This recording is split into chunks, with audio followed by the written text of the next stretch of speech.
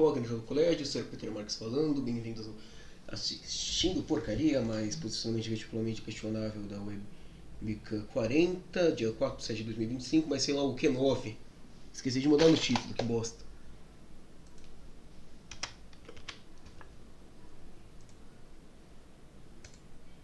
Pronto.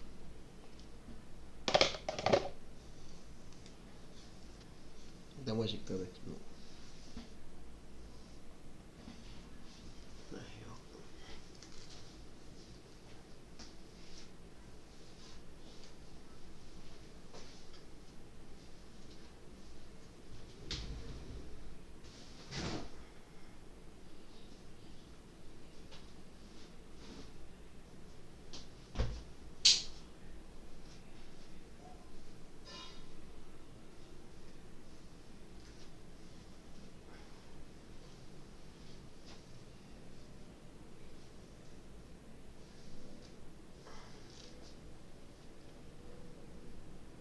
Nossa, esqueci de abrir o Google, velho.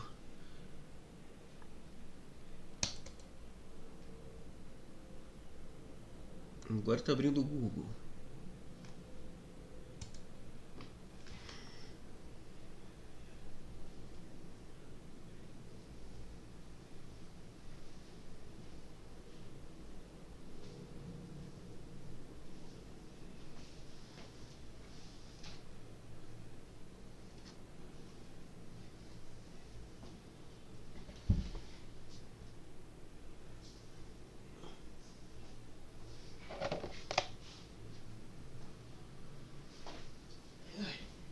Aqui.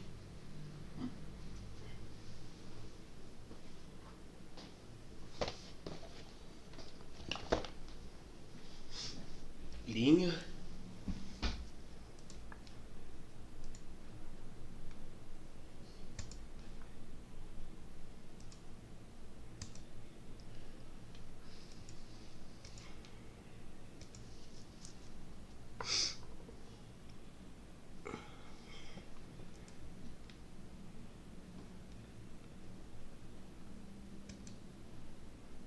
Terminar esse vídeo aqui.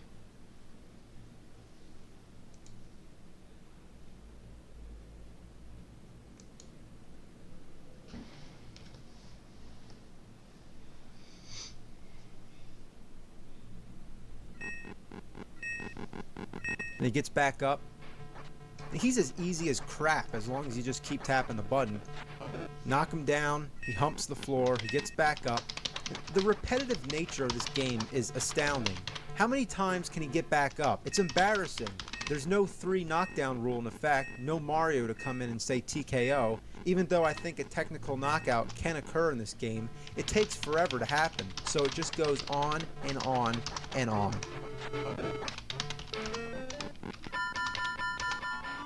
Eventually he'll stay down and you win. Then you get another training stage. Just wonderful.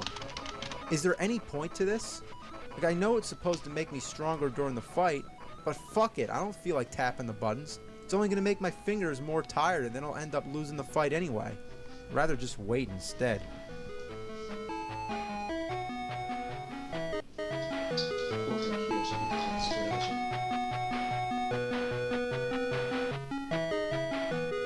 Fuck it. Alright, well there's no rematch with Apollo like in the movies, so you just go straight to Clubber Lang. Wait, what's this? He's kicking my ass, or he's punching my face, whatever. Unlike Apollo, Clubber Lang will just rip your asshole inside out. Fuck. God damn, he's a tough son of a bitch fucker. Get up. Get up, you floor fucking dickhead. Stop humping the floor. How does a game go from being so easy to being so fucking hard? Let's try again. This time, no fucking around. Gotta do good on those training stages. Gotta get strong. I just gotta keep tapping those buttons till I break my thumb. Fuck! Fuck! Damn! Fuck! Bitch! This game is ass. I'd rather take a bath in elephant feces. I'd rather eat raw eggs. Ass!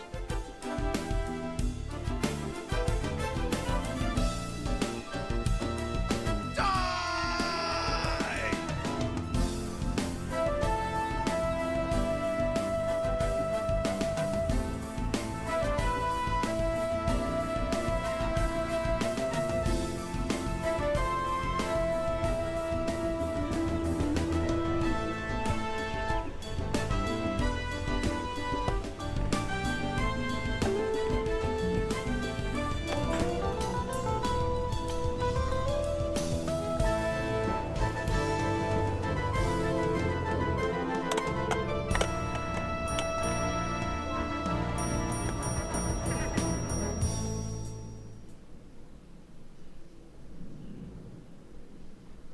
He's playing some games, the worst he recalls. He's gonna find out which one sucked the most balls. The angry video game nerd is here. Oh, he's making a list and checking it twice. He's gonna go home and eat chicken and rice. The angry video game nerd is here. He hates the games that stink.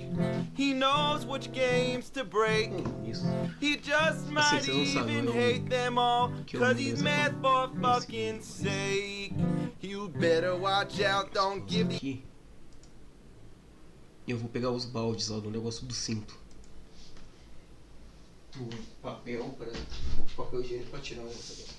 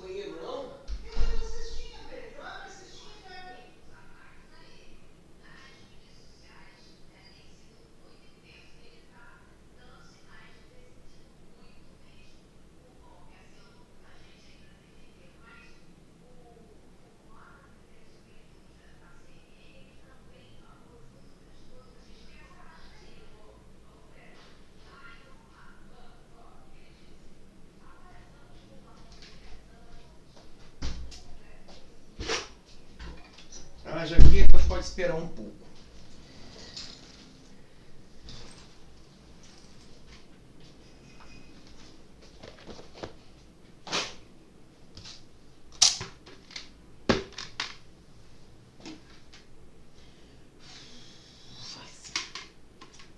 Essas merdas.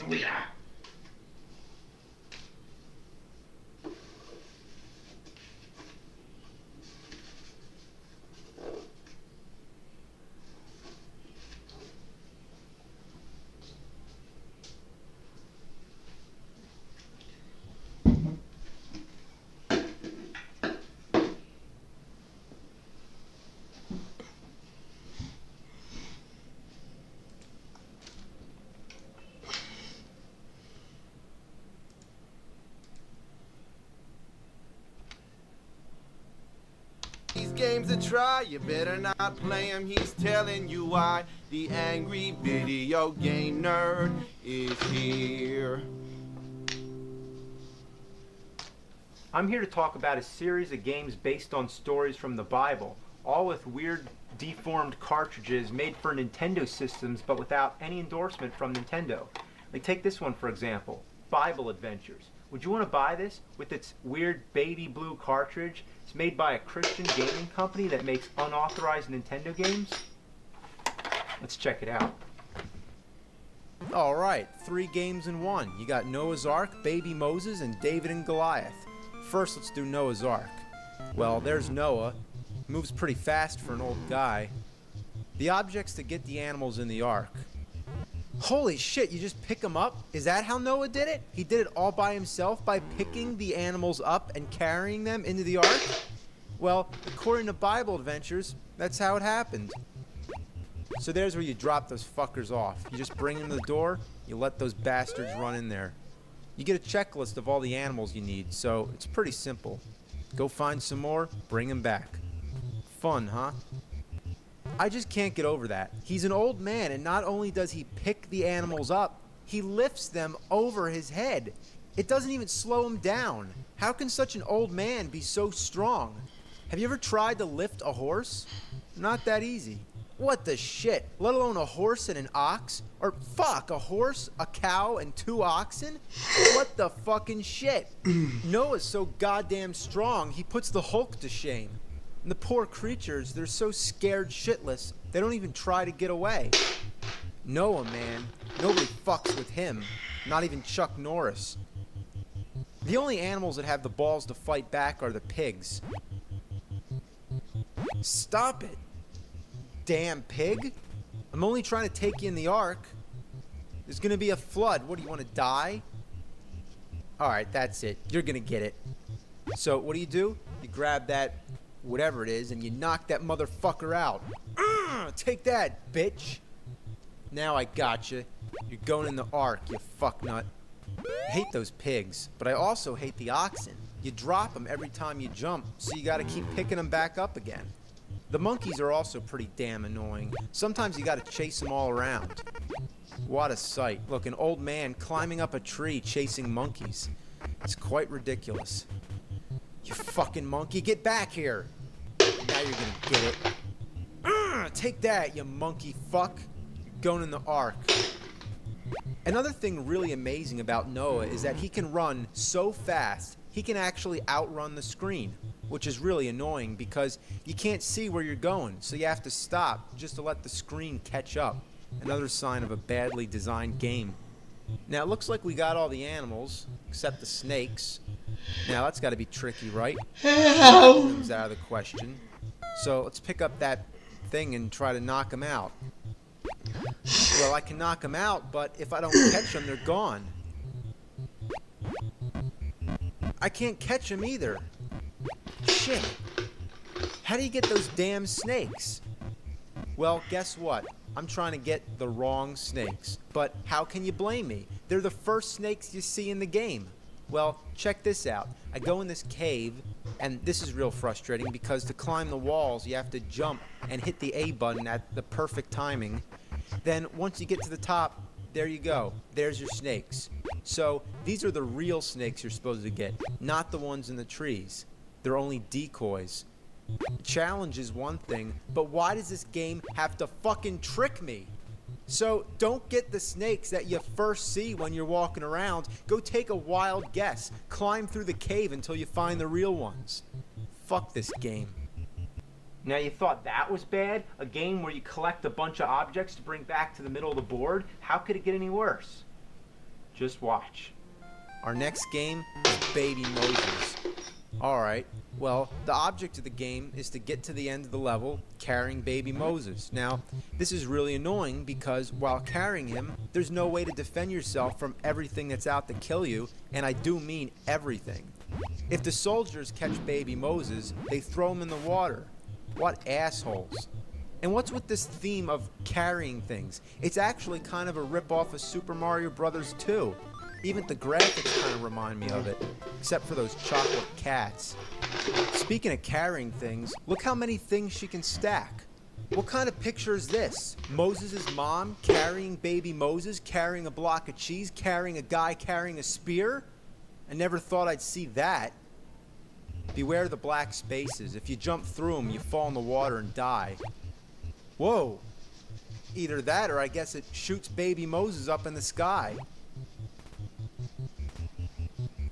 What's going on? This game sucks ass. God, this is annoying. The only way to have any fun at all is to throw Baby Moses in the water and then go explore the level without him. This is a weird game. What other game could you ever say, I just threw Baby Moses in the water? For some reason, I can't stop saying Baby Moses. Baby Moses, Baby Moses. When you finish the level, it says good work, but you forgot Baby Moses. I didn't forget him, I just didn't want him. Well, there's only one shitty game left, David and Goliath. Well, going around carrying sheep. Yeah, are you surprised? The object is to bring 4 sheep to this blinking arrow to advance to the next level. The originality just stuns me. And you know what? All 3 games use the same music. You'd rather listen to your only infant child puking to death. That is, choking on his own puke chunks. That's disgusting. I apologize. Those sheep are a bitch to carry, especially if you're trying to get past the lion. That lion hates sheep and anybody who carries sheep. However, if you go past them without the sheep, they don't give a shit. I can even pick the lion up and it doesn't care. Sure, try that in real life. Pick up a lion and see what happens. And while you're at it, just try to punch that lion in the nuts. Yeah, right in the fucking nuts. You can even use an acorn to knock the lion out. Damn, I wouldn't want to get hit by one of those acorns. Those lions are fucking wusses.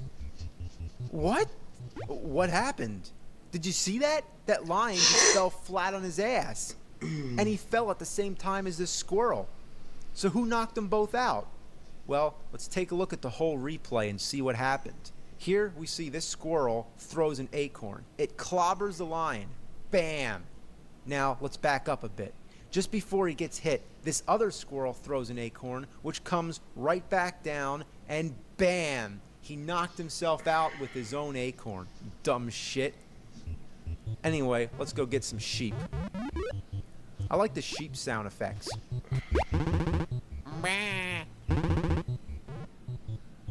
Come on, you damn sheep. I'm not gonna hurt you. Sheepy, sheepy. Sheepy, sheepy, sheepy. Fuck this. I feel like a stupid asshole going after all these sheep for no reason. The most fun I have in this game is watching that weird squirrel. I'm telling you, that squirrel does some weird shit. 1 minute it's sleeping, then it's running up and over the tree, and oh my god, look at that! It's a flying squirrel! Or it's like climbing the sky. Where'd it go?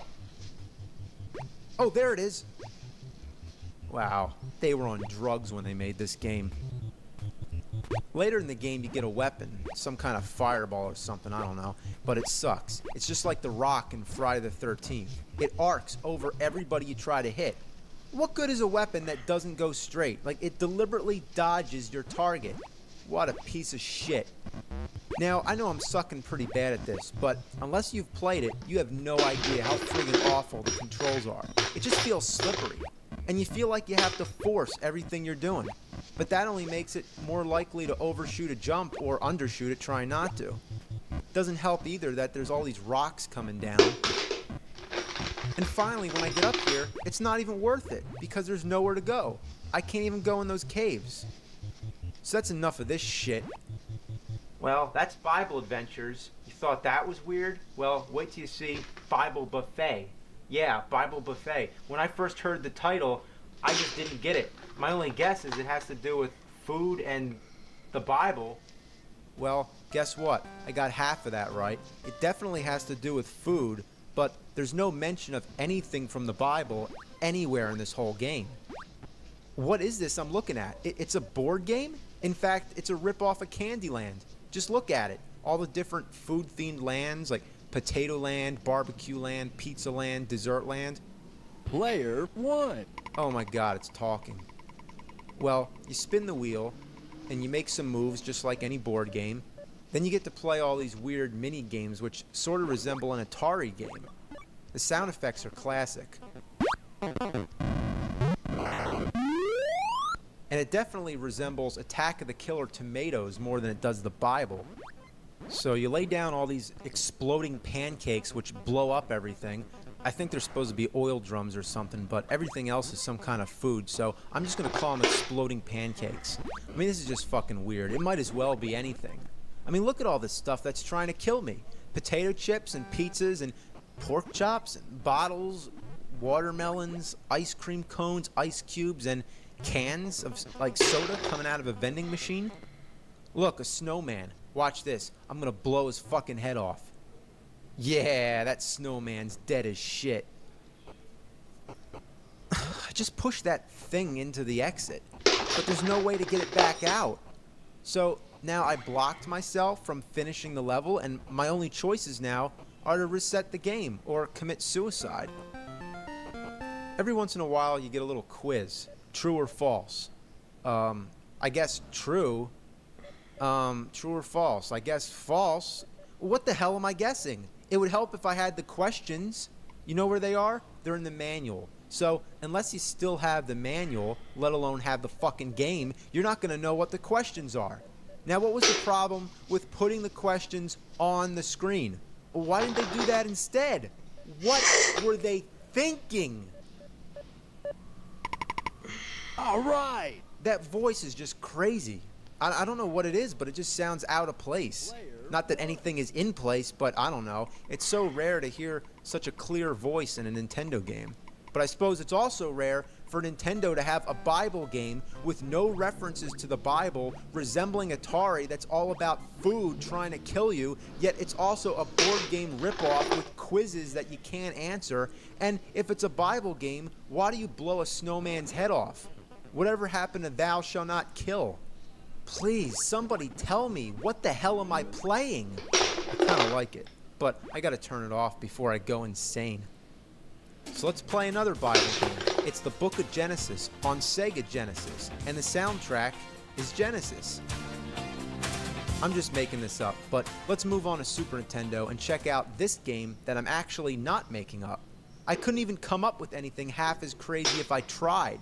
This is Super Noah's Ark 3D. Oh, no! It's also referred to as Super 3D Noah's Ark because of the way the title art's misrepresented. So, who knows? Call it whatever you want. Call it Super 3D Fuck Farts if you want. I know it's weird, but the weirdness actually starts with the cartridge.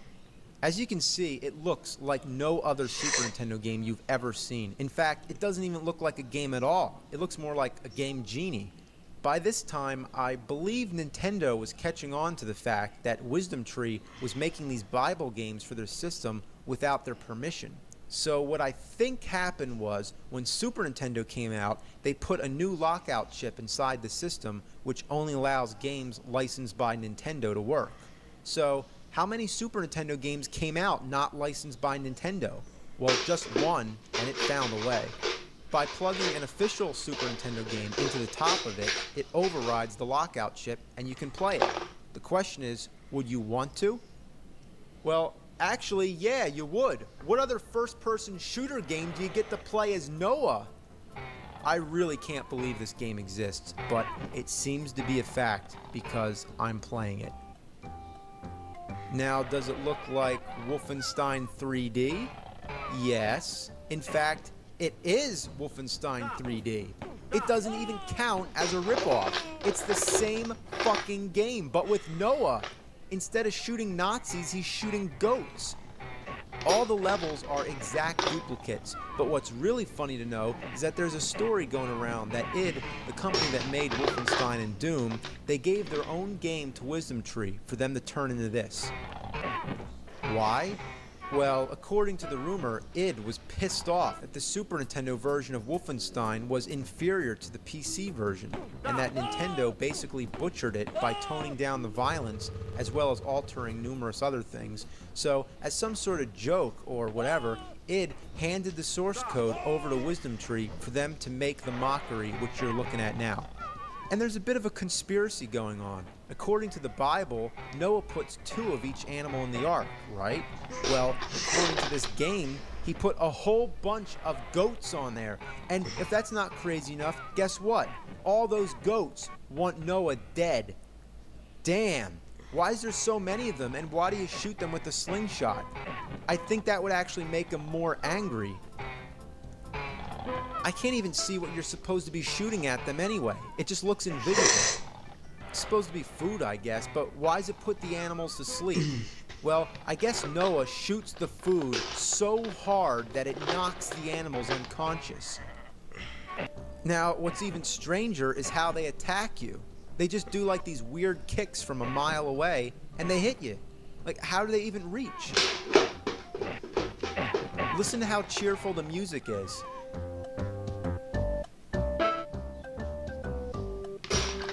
Wow, that's great. Just what you need is some really upbeat music to go along with Noah getting murdered by a bunch of fucking goats. So, that's it. There's more animals along the way, but you get the idea. So, as we've seen, every one of these Bible games rips off something. So just to show you another example, let's take a look at spiritual warfare on the Nintendo. Okay, right off the bat, what does this game look like? Zelda? Well, here's some hints. Look, it's an aerial view with like bushes and rocks. You start off with 3 hearts for health.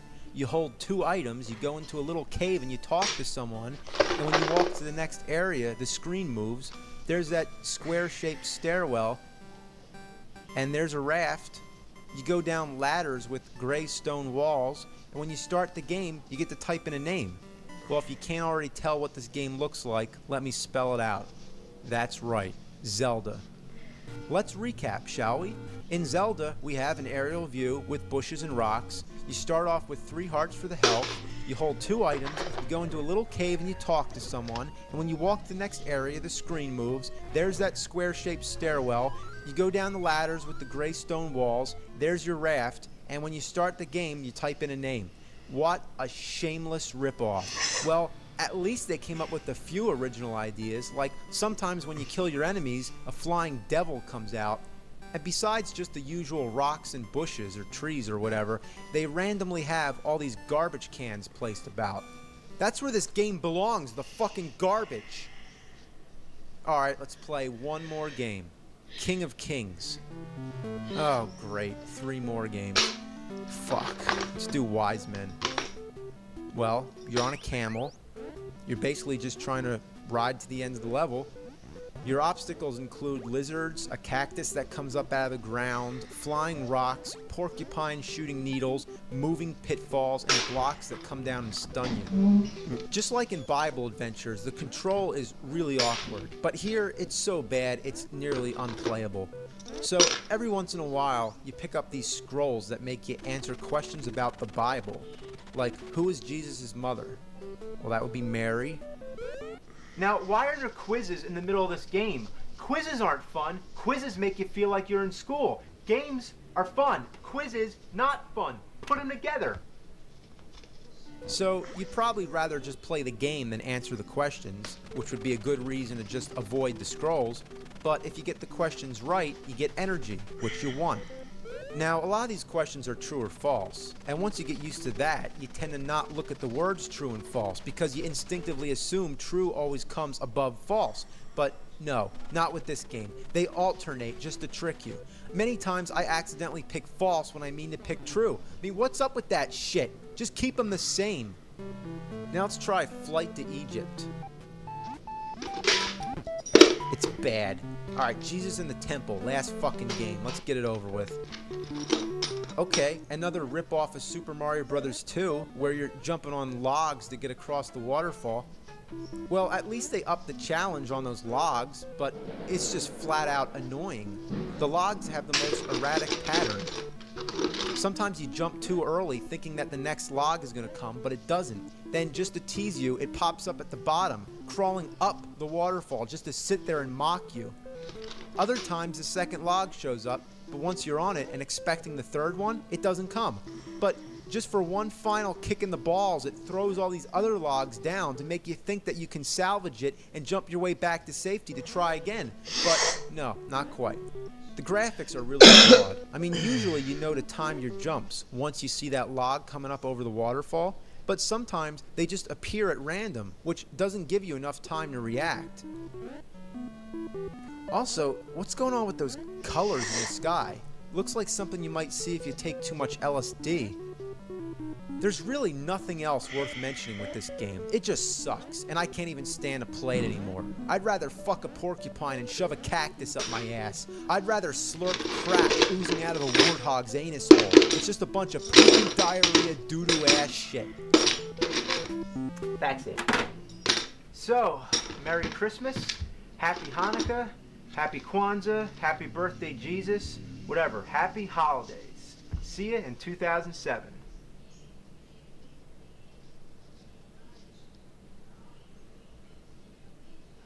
Meu, é assim, é vídeo de quase 20 anos atrás, né? Tipo,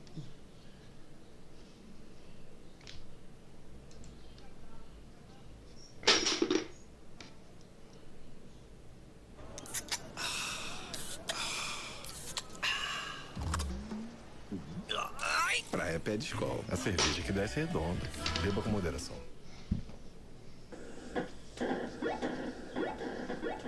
This is a video game. This is what you immediately think of whenever you hear the term. It's the Atari 2600, and it defines the word classic. Even though the games are so simple and the graphics so primitive, it has a charm that will never be matched.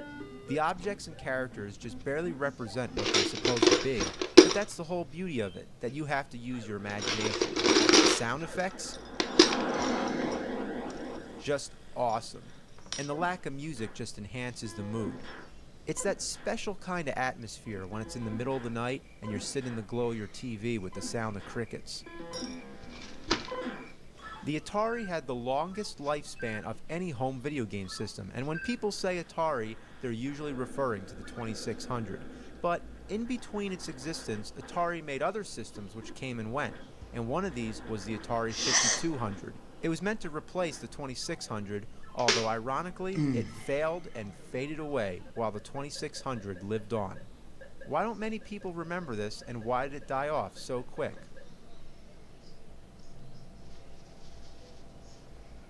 Because it's a pile of fucking shit. Why? Well, just look at it. Look at how huge this beast is. It's ginormous. And why is there a door on it? Is this a video game console or a fucking closet? Even the AC adapter weighs 1,000,000 tons. So, I'm gonna plug this son of a bitch in here. There we go. Get all this shit out of the way.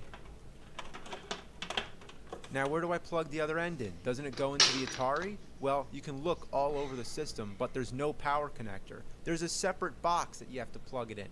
Now, seriously, have you ever seen one of these? Other than the Atari 5200, I haven't. So, you plug this bastard in, then there's this one wire coming out of the system, so you plug that into the box. Whoa. Did you see that? That can't be good. Look, sparks. No joke. So anyway, the AC adapter and TV actually share the same wire. So, I don't know what they were thinking. I mean, maybe they were thinking it'd be more convenient to have less wires running across your floor, but they knew that they fucked up because later they re-released the Atari 5200 with the traditional 2 separate wires instead of just, you know, this thing. But that one had 2 controller ports instead of 4, I think. Now, we want to hook this thing up to that TV, but it's not going to be easy. I mean, just look at all these games, and every one of them has their own AC adapter and RCA cables, or those weird box things, all going into the same TV. So, I don't know how we're going to do it, but we've got to get back there and plug this sucker in.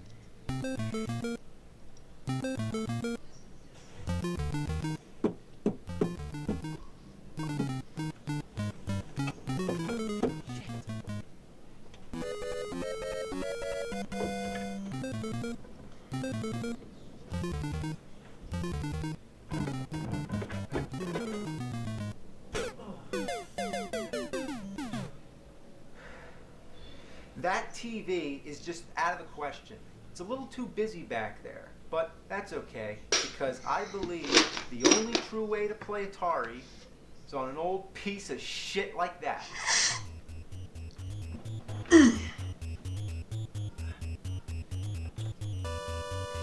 Damn.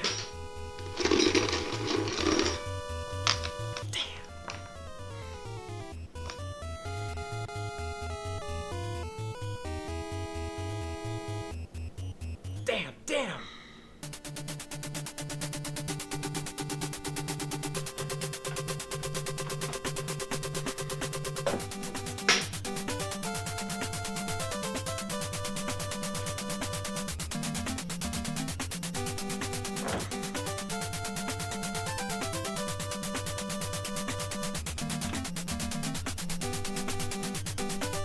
A musiquinha do Pokémon. Fuck.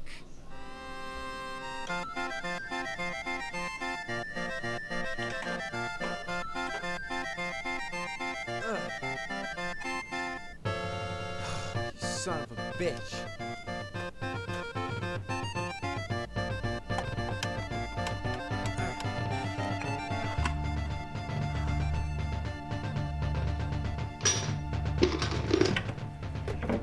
Get out of here, heavy motherfucker. Ah! Fuck! Now, after all that trouble I went through, let's play some damn games. Well, we haven't played the games yet, but I can definitely tell you the cartridges suck because they don't have end labels. I mean, come on! The Atari 2600 games were all conveniently labeled so you can easily pick out a game, but the 5200, you have to pull each one out to see them. I mean, what a bunch of shit. Alright, let's try this one out. So, okay, here we go. Now, listen, when you hit the power button, the box makes this weird clicking sound. I'm afraid this thing might blow up.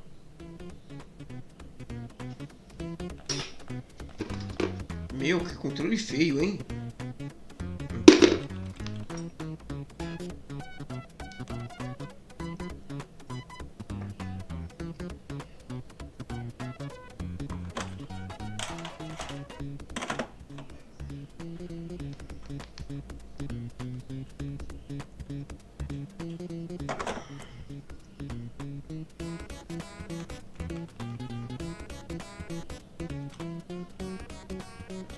This controller is a piece of shit. What's the most important aspect about any fucking game? Well, being able to fucking play it. And what do you need to fucking play it? A fucking controller. So what do you do when the controller doesn't work? You're fucked. This is the reason the system failed. This. In the name of God, heaven and hell, everything in between, every creature on earth, by the far reaches of the galaxy, by the inner rims of the universe, and every megaverse in the ultraverse, let it be known. Let the word be known. This controller is fucking horrible.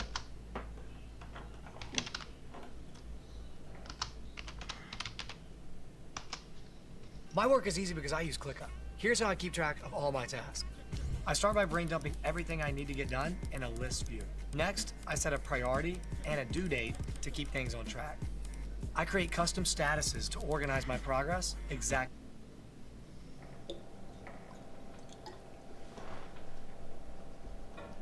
Well, tell you the truth, it is true that the controllers were notorious for malfunction, but they were pretty innovative for their time. For one thing, they're analog, so they're capable of more sensitive movement. They also have a pause button, which, believe it or not, was a new thing back then. Also, there's these two buttons on each side, which I think was a bit excessive for these type of games. Then there's all these numeric buttons. Like, what the shit is this? Is this thing a phone? Like, what is all this for? Is it like talking to intergalactic space aliens, flying fuckernauts or astro bastards? Now there's another one, the trackball controller, but it's an ungodly abomination that begs for apocalypse.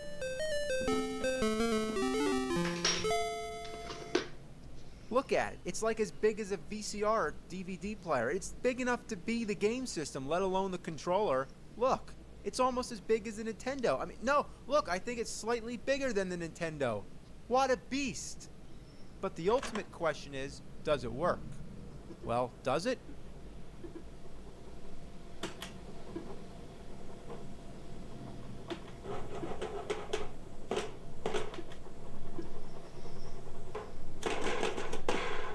No, it doesn't. What a piece of shit. Well, we can't play the games, but we could at least look at them.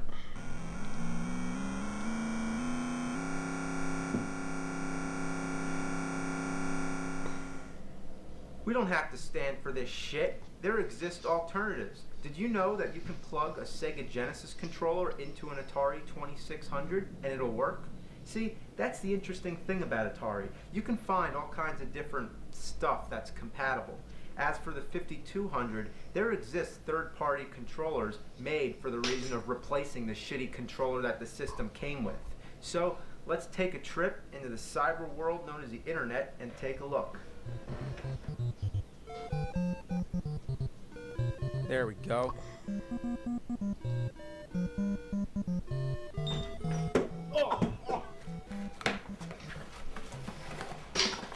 Alright.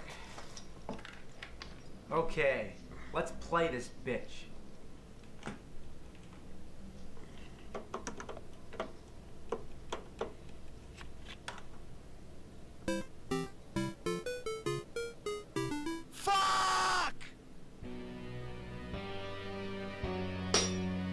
Ghostbusters. It was one of the most successful comedies of the 80s and one of the most popular franchises I remember as a kid. There's a sequel, a cartoon series that ran for 7 seasons, a huge amount of merchandise, and a line of action 7 temporadas. You got the Firehouse, which was awesome. You got the Ecto-1. You got Slimer, the Marshmallow Man. Yeah, he's a little dirty, you know. The dog shoved him up his ass. You had all the Ghostbusters. Then they came out with versions that made facial expressions. Then there's this car that turns into some praying mantis or something. Then you had all these weird ones I don't even remember from the show. This one, I don't think... Oh, that's not mine. Get that the fuck out of here. The block needed a proton pack, and even though it's plastic, in our minds, it's an unlicensed nuclear accelerator. Then you got the Ghost Trap, which doesn't work anymore because it's a piece of shit. Then you got the PKE meter, which always reads .03 and always shows a ghost. So, I just wanted to take you back to the 80s, when Ghostbusters and Nintendo were the best things in the world. Now, the Nintendo Entertainment System, I believe, needs no introduction. So, when we heard that a Ghostbusters game for Nintendo was coming out, we were so excited, we shit our pants. Literally, shit came out our asses and rocketed through the roof. Nossa, a parte final disso Favorite daqui. things coming together should have been like bread and butter. But more E a like parte dead mais skunk chata dog possível, shit. chata de fazer Pop this possivelmente. piece of crap in, expecting Ghostbusters, and what do you get? Well, Ghostbusters. Got the logo there. Looks promising enough. But are you willing to bet that it's going to get really bad once you start playing? Yeah, well, guess what? It gets bad as soon as you press the start button. The fuck was that? Ghostbusters! Now, don't get A me próxima wrong, I'm not parte, trying to criticize the game eles for deviam ter flashing chutado a this porra flat, do but you hear balde how bad this sounds? Let this set the disso tone aqui. for the rest of the game. So here's the main É story. uma maravilha, deixa This a bola is aqui no it. chão. This is Ghostbusters on Nintendo. This is my wasted childhood you're looking at.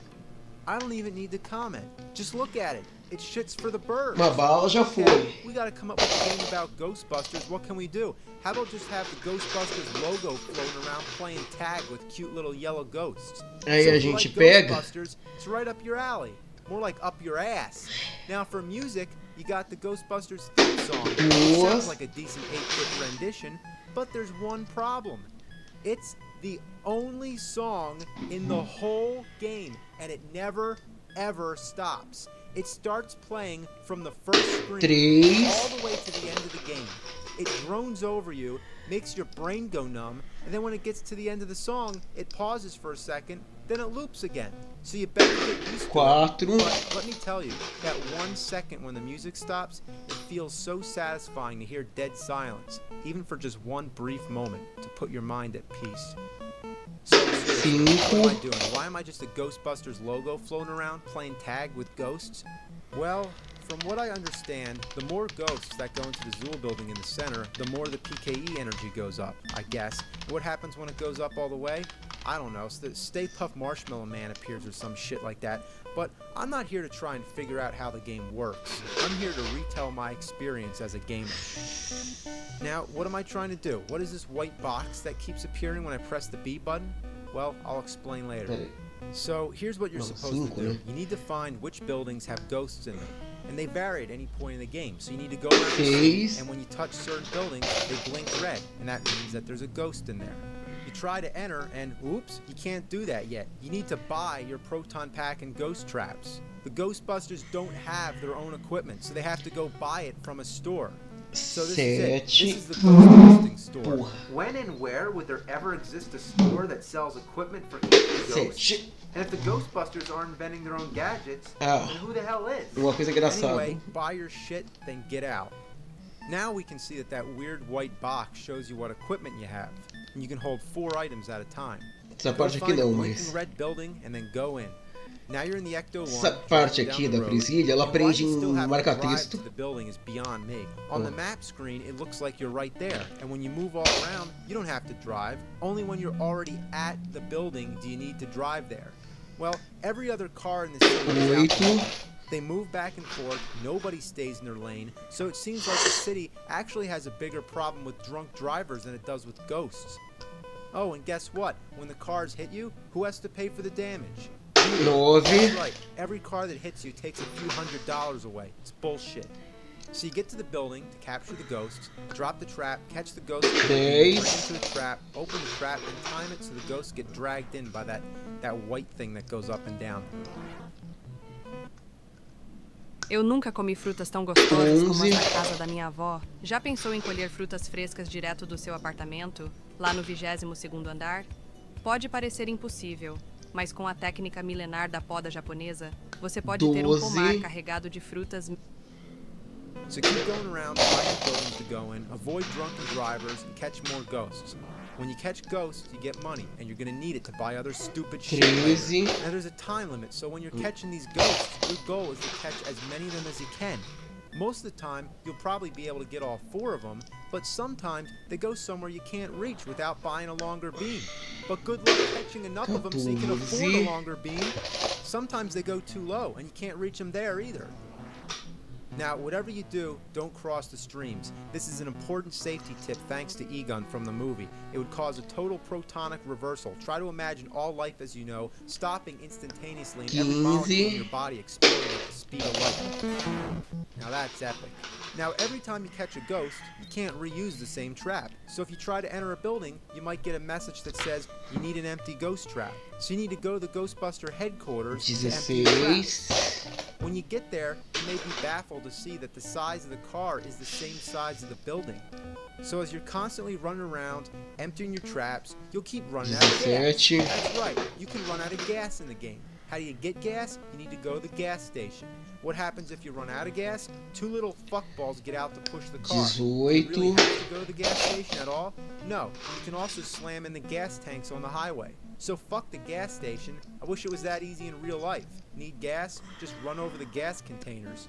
So, because needing to gas, needing to empty your ghost traps, and needing to buy stupid shit are all such a big part of the game, it would be wise from the beginning to buy a super trap as one of the first items. This trap you don't need to empty, so the regular trap is just a piece of crap. What you want to buy is the ghost vacuum. It's a vacuum that goes on the top of your car to suck ghosts in, which is a good idea to get a little extra money, so you can hopefully make up for some of the damage that the drunk drivers cause. 22. A ghost vacuum. Does there exist any store that sells a ghost vacuum? Let's find out. 23. Hi, you sell vacuums?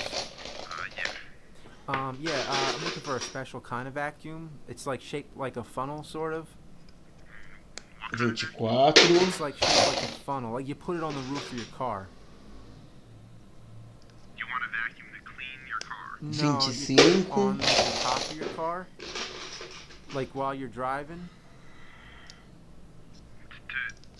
You want a No, you know, these vacuums 26. are for catching ghosts.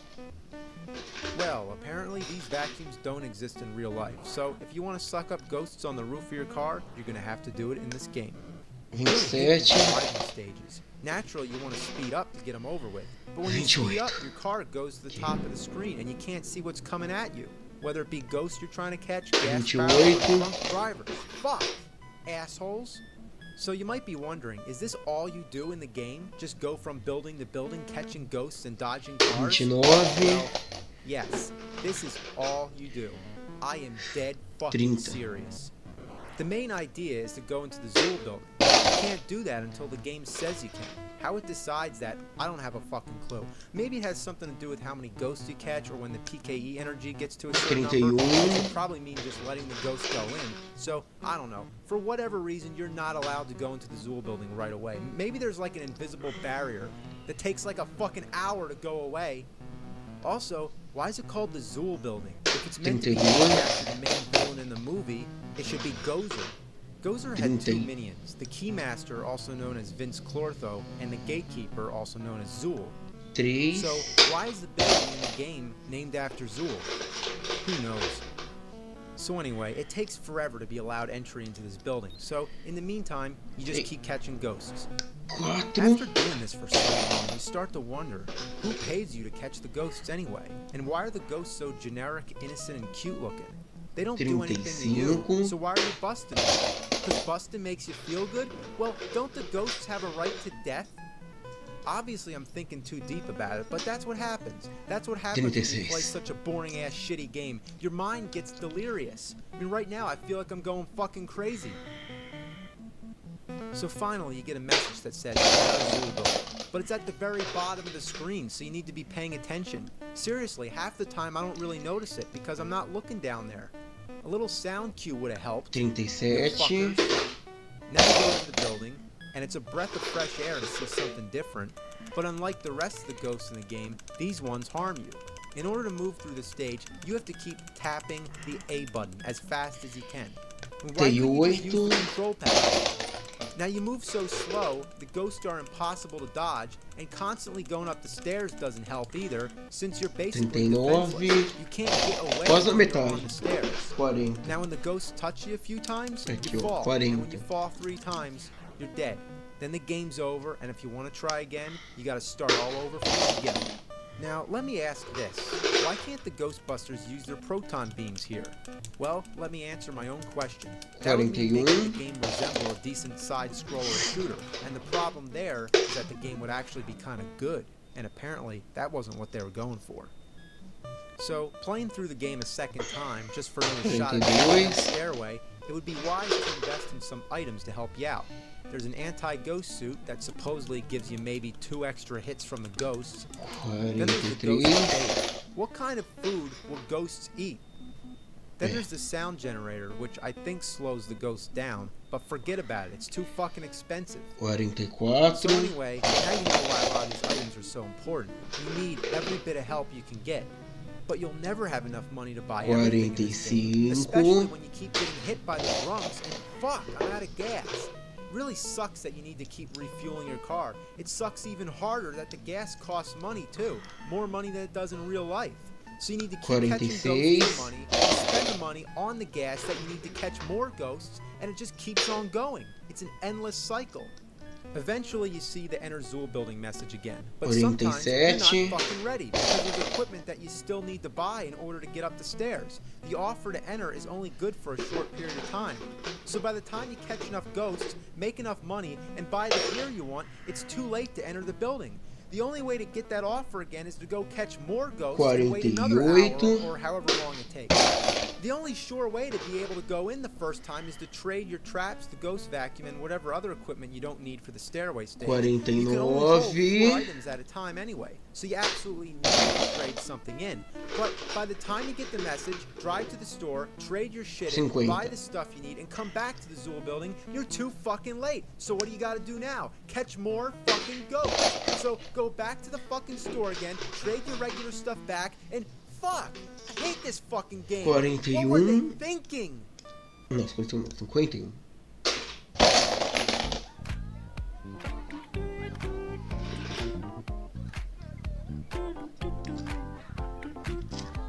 52.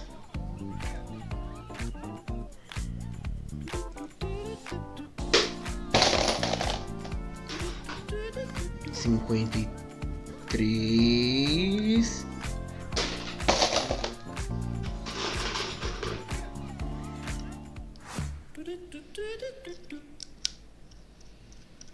Well, let's try to get through this stairway and hopefully see the end of the game. I think one of the problems is that my thumb gets tired pressing the button. So the hell with this controller. We're going turbo. Alright, drop the damn food. Eu acho que perdi a conta. Get the fucking food. Get out of my way. Out of my way, you bitches. The ghost bait doesn't do shit. Even if you outrun the ghosts, they never leave the screen. Once you start climbing the stairs, they scroll up with you, and as soon as the ghost bait's off screen, the ghosts start chasing you again. So what's the point of dropping the ghost bait if you're not allowed to go up the stairs to get away? What am I just gonna do? Just drop the bait and stand there? Why would I do that? Oh my god, now they're right in the way. How am I gonna get up there? Oh, come on, come on. Oh, I think I can barely do it. There we go. Eu já vou. Oh, man. Oh my god. Depois eu vejo, eu tô fazendo um negócio aqui, né? Fuck. Eu já tô indo. That's right, we're gonna cheat. But there's only one cheat I care about. Immunity to ghosts on the stairway. Well, at least now I can't get killed by the ghosts, but that still means that it takes all day to get up the fucking stairs. It just keeps going. Even if you did it with the control pad, it would be tedious. But the fact that you're supposed to tap the button the whole time and dodge ghosts, and I've counted, there's 22 floors. Do you think that's enough? I mean, what the fuck were they fucking thinking? This is the worst game I ever played in my life. It's worse than Dr. Jekyll and Mr. Hyde. Well, maybe not that bad. And then they run? They move like slugs the whole fucking time, but as soon as they get to the top, they run like they got propellers in their asses. Well, here's the last screen of the game, and it looks like shit. The whole layout is designed like a grid with a flat gray floor. There's no background, it's just black. The little ghosts with their tongues sticking out look like kindergarten Halloween decorations, and neither Gozer or the dogs move. Hey, I can even name the dogs. That's Vince Clortho and Zool. Zool apparently bought the building that they're standing on. Now, you know what's really shocking about this part? You're moving around, dodging projectiles and shooting at things. Kind of like a game. Surprising, right? I mean, this is the closest moment that this piece of shit ever comes to possibly being decent. But you know what's really annoying? Every time you go anywhere near the bottom of the screen, this happens. Say hello to Mr. Stay Puft climbing the building. I don't know what the point is, but every time when you accidentally go down there, Stay Puft's higher up the building. I can guess that when he reaches the top, that can't be good. So let's show this prehistoric bitch how we do things downtown. Oh, I'm gonna get you. Oh, you're gonna get it. Come on, here we go. Oh, there you go. Yeah. Alright, come on, take it, you fucking bitch. This chick is toast! What the fuck?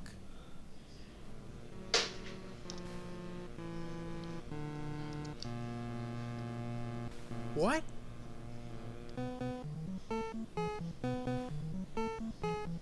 What?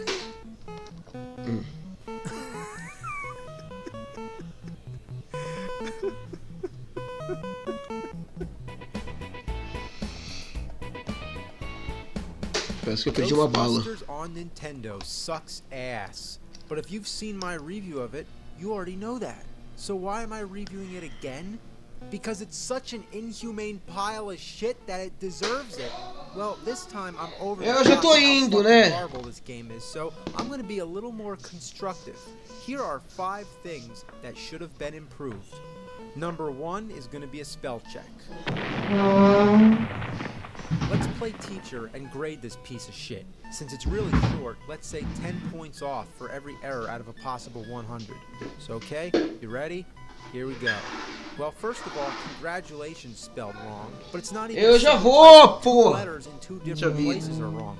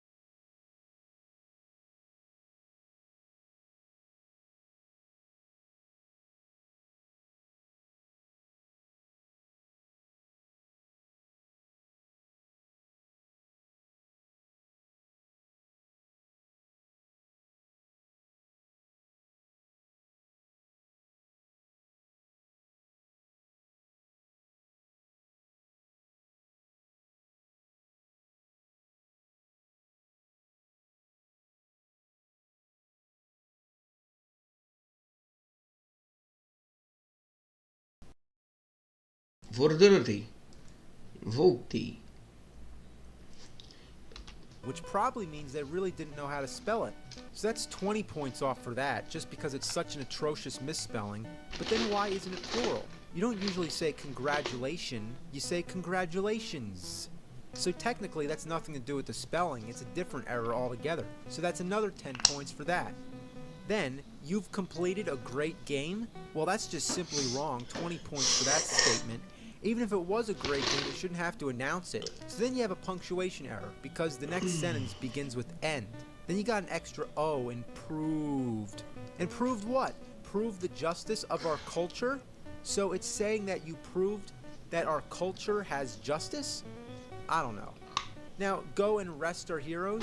Instead of now go and rest, comma, our heroes, it's telling you to go rest our heroes. Okay, well, sorry to say, but we had to take off 90 points. But hey, a score of 10% means that there's still hope.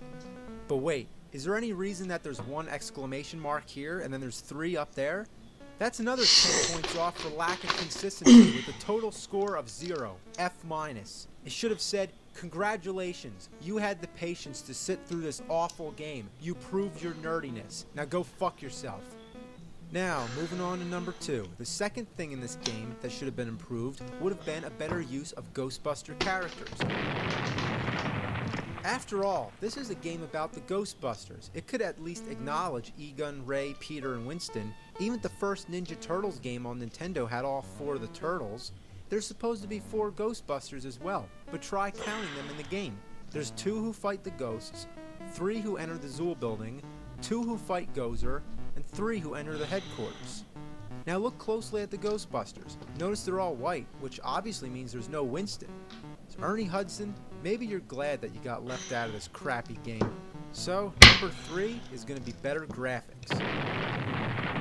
The whole game is just unappealing to look at. There's so much gray in the color scheme. It's dull, depressing, and lifeless. Where's the color? Why is there so much gray? Nothing even looks like what it's supposed to be. The proton beams look like a line of diamonds. The ghosts, like I said, are generic and stereotypical, all the same, and none taken from the movie. And the Ghostbusters look like aliens. And when they get out to push the car, they definitely don't look like Ghostbusters. They don't even resemble human beings. Number 4, better sound. As I've mentioned, the music is tiring to say the least. The game's Ghostbusters, but that doesn't mean we have to hear the Ghostbusters theme the whole time. A little more musical variety would have helped. Not to mention more sound effects. And at last, number 5, yet the most important thing of all that could have been improved. Better gameplay. This is seriously one of the most boring fucking games I've ever played in my life. Having to buy stuff and getting gas should not have been a part of the game whatsoever. Ghostbusters should have just involved going around blasting ghosts. But why was that so fucking hard to accomplish? Couldn't it at least have more stages? Let's count them. Ignoring the map screen or the store, there's the driving scene, the ghostbusting scene, the stairwell, and Gozer. That's it. 4 stages. I can count all the levels on one hand. If this is supposed to be a game based on a successful movie, why can't it have more stages inspired by scenes from the movie? It sucks. Sucks just like a ghost vacuum. Well, you heard me rant about Ghostbusters and you heard me rant about it again. Well, since we're on the topic, let's check out Ghostbusters on the Atari 2600. The game starts up right away at the demo screen, so you hit game reset, and then the game begins with the store. So, you buy your shit, which is really weird looking. I don't even know what these things are that you're supposed to be buying. But just buy them, and then leave. Then leave. Leave. Fuck. Ó, já compartilha em grupo de WhatsApp, já manda pra alguém, porque em comemoração aos seus 2 anos de aniversário e uma parceria inusitada com um americano, um ex-membro da OpenAI, Adapta.org, maior startup de IA generativa do Brasil, tá pagando sabe o quê? 9 das... Foda-se! Foda-se! Foda-se! Foda-se! Foda-se! You're supposed to play with the difficulty switches to leave the store, but most of the time, it doesn't work. So, reset the game, buy your shit again, then leave. Leave. There we go. It's nothing but trouble. I mean, I can't even get the picture to come in clear. Now, the first thing I noticed is that there aren't any buildings. It just looks like parks. And the driving scene, your car is so big it takes up the whole screen. And it looks like there's a mangled rubber chicken on the hood. There's no other drivers on the road, so there's really no point of these driving scenes other than occasionally to suck up a ghost. The ghost catching scenes are just awkward. I mean, no matter what I do, Fica muito I can't apertado, catch the porra. ghost. It's like the game just does whatever it wants. Alright, here we go. We got him. Oh, fuck. Alright, drop the trap. Shoot. Ah, you fuck. Nah, we got him. Move him over. Oh, fuck. Shoot the other way. Oh, well, we got him. Well, basically, it's the same shitty Ghostbusters game, except it's Atari. So it's appropriate for its time. It was also on the Commodore 64, so at the time, this was a decent game. But on the Nintendo Entertainment System, you'd expect something better. Well, believe it or not, the Sega Master System version was superior. Com 13 fica muito Check it out. apertado. You got a good opening screen, the music sounds a little more lively, and you got that little bouncy ball karaoke thing going on. There's something strange.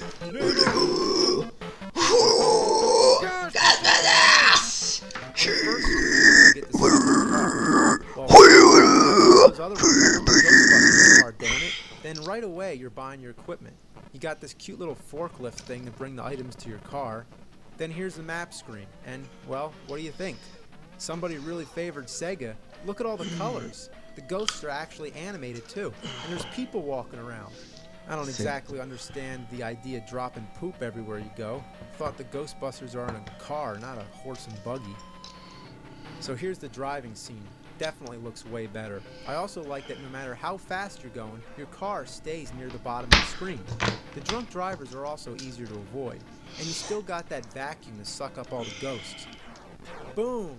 Wow. Never seen a car explode just from hitting garbage. Here's the ghost catching screen. Again, way better. You actually get a variety of ghosts, too.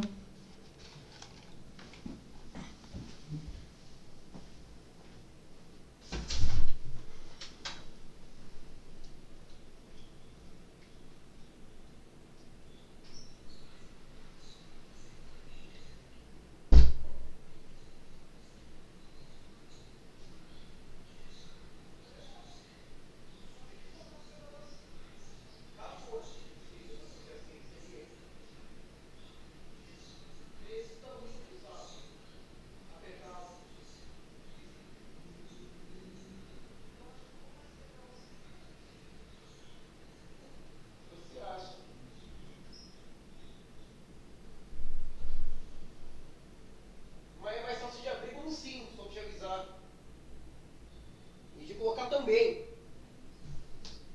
Isis, quer alguma coisa, bebê? Isis, quer alguma coisa, menina?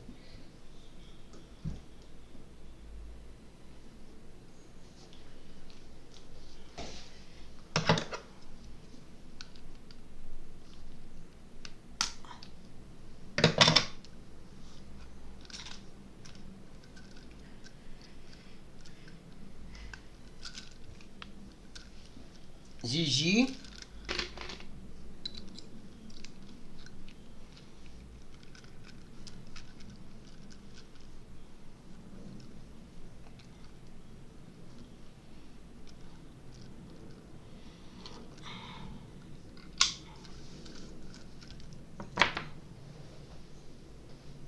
Zica.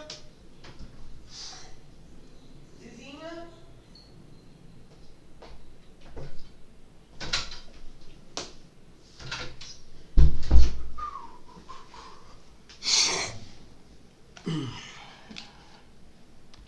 You got the green Slimer kind, then you got those ones that look like banana peels. They really do look like banana peels, and then they turn green and form together to make Voltron. Nah, just kidding, the Stay Puft Marshmallow Man. Once again, there's only 3 Ghostbusters. When you get to the Zool building, you need to get past Stay Puft. You got 3 tries, but you gotta get at least 2 of your Ghostbusters past him, so that means you can only fuck up once. Fuck up twice, and you're back at the beginning of the game. It's so fucking tedious. At least the game looks nicer than the Nintendo version, but the gameplay isn't much better. Most of the time, you're just waiting for buildings to blink red, which sometimes just never happens. Come on. Do you want me to catch ghosts or not? Why am I even playing if there's nothing to do? Oh, there we go. Finally, when you get past Stay Puft, you get to the dreaded stairway scene. And what a huge improvement over the Nintendo version. The layout's a little less bland, you can move in 3 dimensions, and best of all, you can use your proton packs to fight the ghosts. Now, these proton beams are useless. You can only shoot up.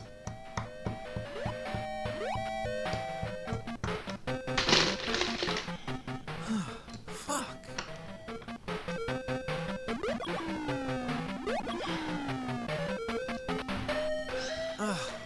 God damn.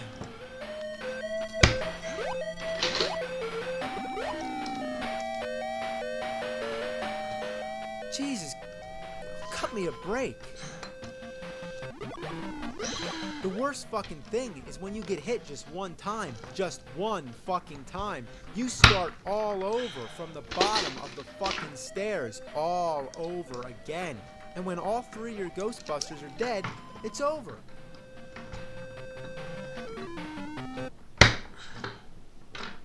Tem transmissão ao vivo, combinada, turbinada e tem Golden Sub. Acesse o site e saiba mais. Sorry, but your mission has failed. The Keymaster and the Gatekeeper entered the Zool, so it's not the Zool building anymore, it's just the Zool, and caused Gorza. You mean Gozer? They should actually see the fucking movie before they make the damn game. The enemy boss to awaken and destroy the city. You cannot even set foot inside the Zool because you were unable to earn enough money to gain admittance. Oh, so it's like a museum or something? You just need to pay to get in? So all I need is enough money and I can go up a bunch of stairs to fight a Sumerian shape-shifting god. Thus, the city was completely demolished by Gorza. The game is over. Try again from the start. Oh, really? I thought I could try again from the middle. Well, Ghostbusters on Commodore and Atari, it was a nice little original game for the time. The NES version was a lame disappointment, and the Sega version improved it a little. Tune in next time, and we're going to fast forward to 1989 to 1990, and we're going to look at one more Ghostbusters game on Nintendo and one on Sega Genesis.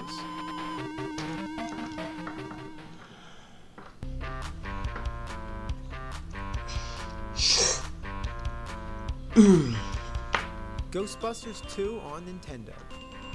Well, here it is. The game starts out with this little intro with Vigo. You see him at the end too when you lose, and both times he does the Elvis lip. So the first level is under the subway at the River of Slime, and that's right, wow, the game actually has levels with a simple goal to get to the end without dying. And that's what I'm fucking talking about. Ghostbusters should be nothing more complicated than just running around zapping ghosts. So it's a huge improvement over the first game. But that's not saying much. It still sucks monkey fucking pukes diarrhea up your fucking asshole. And that's interesting because the movie Ghostbusters 2 is definitely inferior to the first one. So I guess the formula works like this. A good movie equals a shitty fucking game. But a not so good movie equals a game that's not as shitty. This time the Ghostbusters only shoot slime. They never use their proton packs. The controls could have been better, and the way you move the gun is kind of awkward. Like it stays wherever you point it, and it takes a moment to aim it elsewhere rather than just being instantaneous. This is a hard one to explain, but just play it for a while, pop in Contra, and you'll know exactly what I'm talking about. It's also stupid that A shoots slime and B jumps. Usually it's the other way around. As for start and select, they don't do donkey dick. Usually start is pause, but here, there's no fucking way to pause the damn game.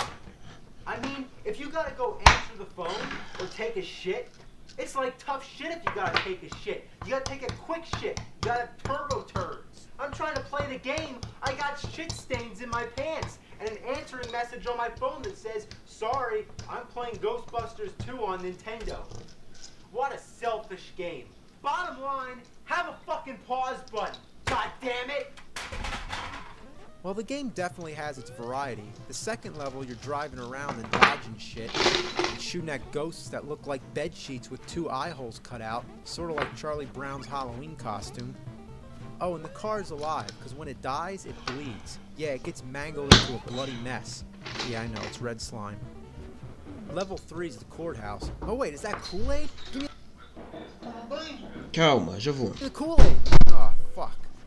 Level 4, you're driving again. Like before, there's holes you gotta jump over, but you gotta make sure that you drive over the arrows because they're the speed boosters. Oh, get out of my way! Fucking ghost. Alright, here we go. Oh, there's another. Oh, come on. And you think I'm doing bad? Take a look at the demo in the beginning of the game. It doesn't even try. It just crashes into everything. The only reason it even gets by is because after you hit something, you're immune to damage for a brief moment. You can pass through. But really, why is the game having so much trouble playing with itself? It doesn't know it can move up and down or jump. The game sucks at itself more so than any human being, regardless of age or experience, could possibly suck at the game. The irony just baffles me. So anyway, level 5 is the abandoned subway. It seems like somebody's off screen to the left, just constantly throwing junk in your way. I mean, what is all this shit? Fuck. So here's level 6, the Statue of Liberty. Remember the scene in the movie where the Ghostbusters used the NES Advantage to control the Statue of Liberty? Well, I'm playing it with the NES Advantage right now.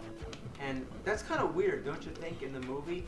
One of the most famous icons of the United States being controlled by a Nintendo controller. Nintendo ruled the fucking world. And see what they did here? They created levels in the game based off scenes in the movie. That's what I was talking about before. I don't know what these things are that you're supposed to be shooting at, though. I guess they're ghosts, but they're shaped like fish. And if they're ghosts, they're the happiest, most energetic ghosts I've ever seen, doing choreographed dances in the sky.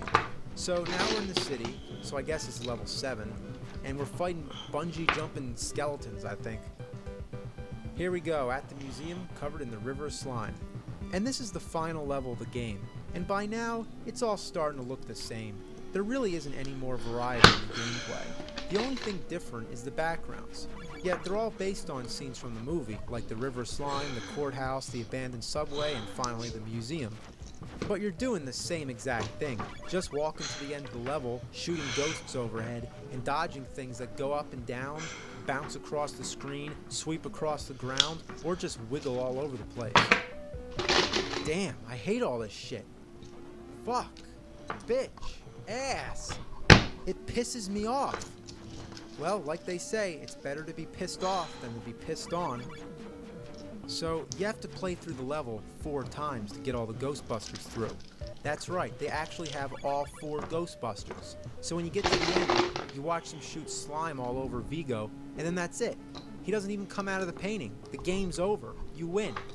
So, to save time on developing an end boss, instead they just make you go through the last level 4 times. What a piece of shit. Hey, come here. It's dog shit. That's what it reminds me of. This game reminds me of dog shit.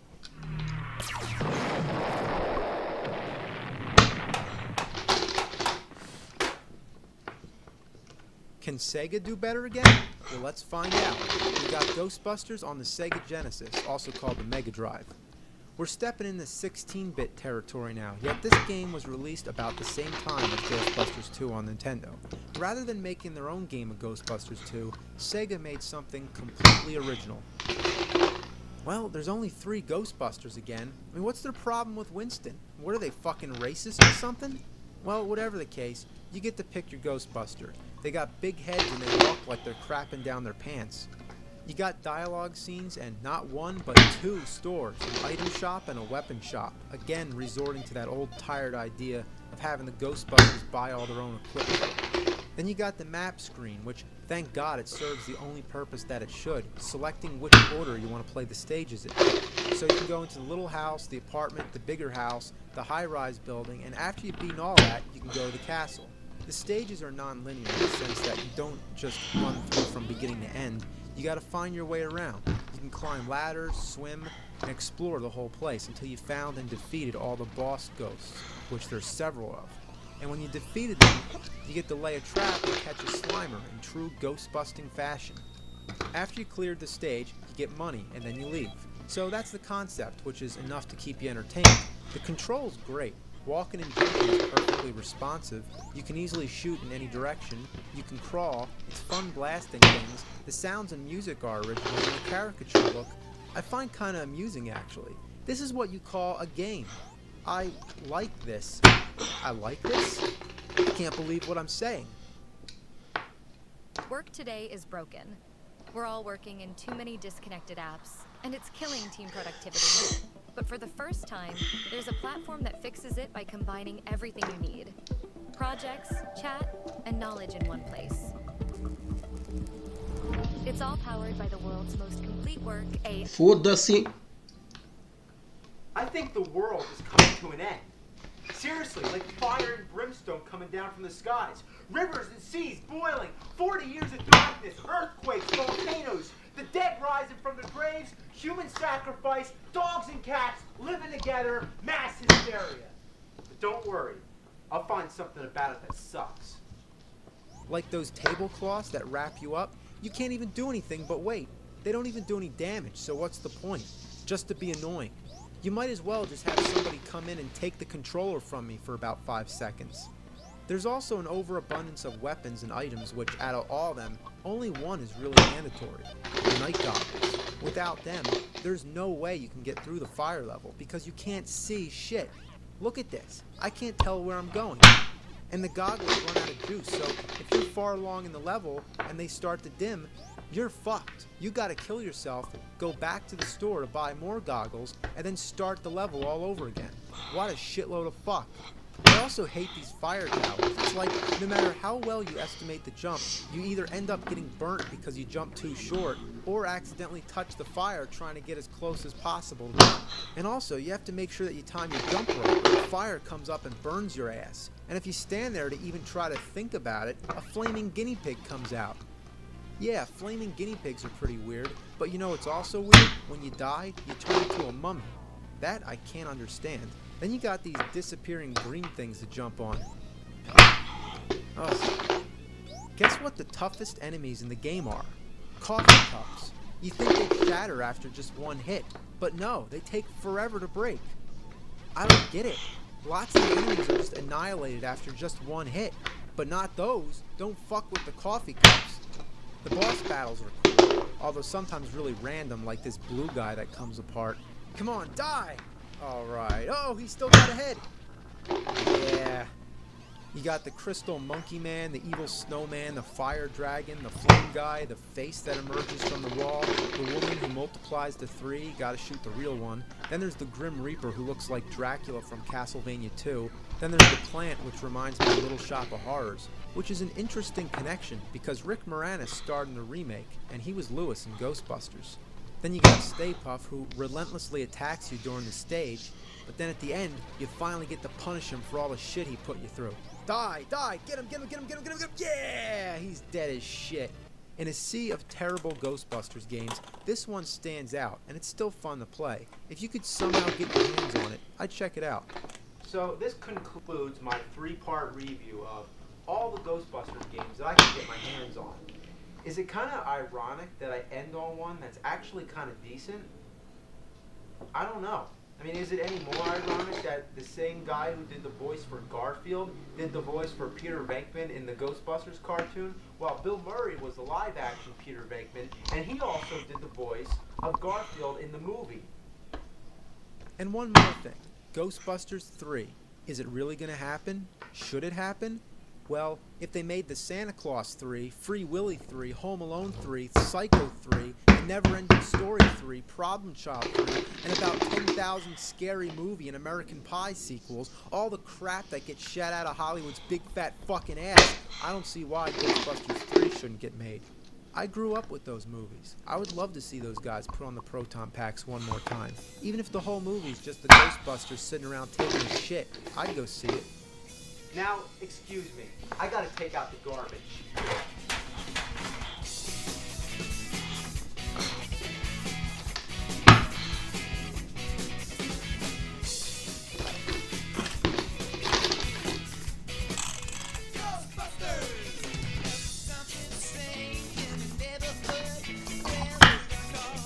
That bastard!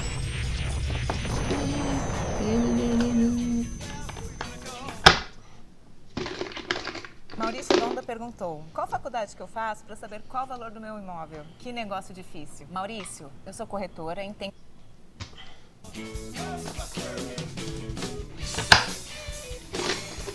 Spider-Man on the Atari 2600. Let's pop this sucker in here. We're playing with the Atari wireless controller. Pretty nifty, right? Atari was ahead of their time. So you're just climbing up the building, you're shooting web, which is like black for some reason. It almost looks like Spider-Man shooting out like a long turd or something. And you can't touch anything except the yellow parts. So, oh, the web didn't reach. I'm falling. But you can save yourself, you just keep shooting the web. So anyway, you're just trying to get up here. You shoot diagonal too, but it's really finicky with the controller. Ah, fuck! Oh, God. Oh, shit! This game is just fucking horrible!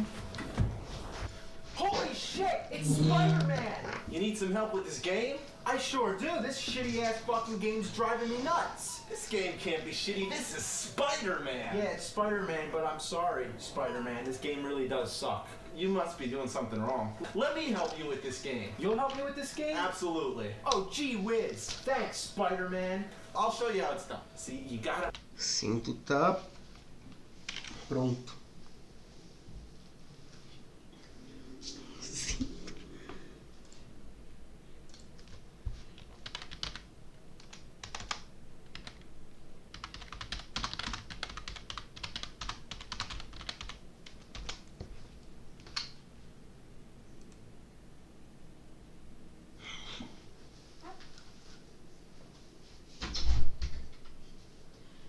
Mas daquele jeito ele é mais chatinho de, sabe? Você tem que pegar tipo alguma coisa para empurrar uma bala para fora, para conseguir depois pegar ela descendo.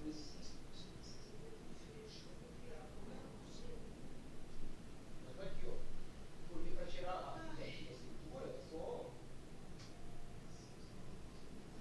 Isso, precisa mexer de volta, pra cima e.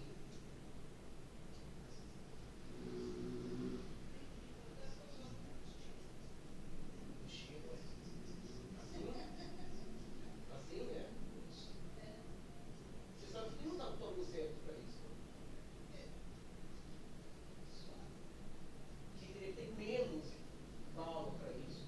Eu sei que tem uns caras que estão construindo 26, 27, 28, 29 balas, eles colocam sabe onde, ó. Mas puta merda, não pode. O cara não pode mexer muito o braço, você não cinto desce pra cá, sabe?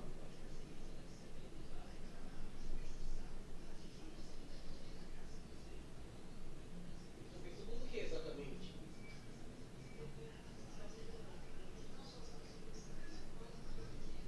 E como eles querem começar a luz elétrica?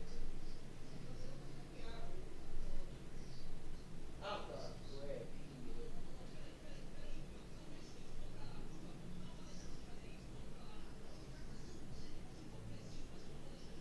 Ó. Você tem que fazer isso aqui, ó. Não, sério, é tipo uma massagem.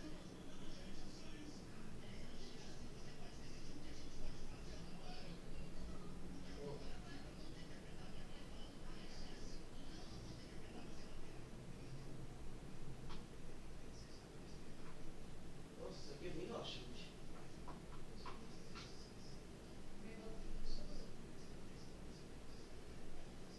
É um tipo de massagem, tipo, basicamente. Eis. Encontrou algo com que brincar aí? Que é isso aqui? Ah, borracha. Bonitinha.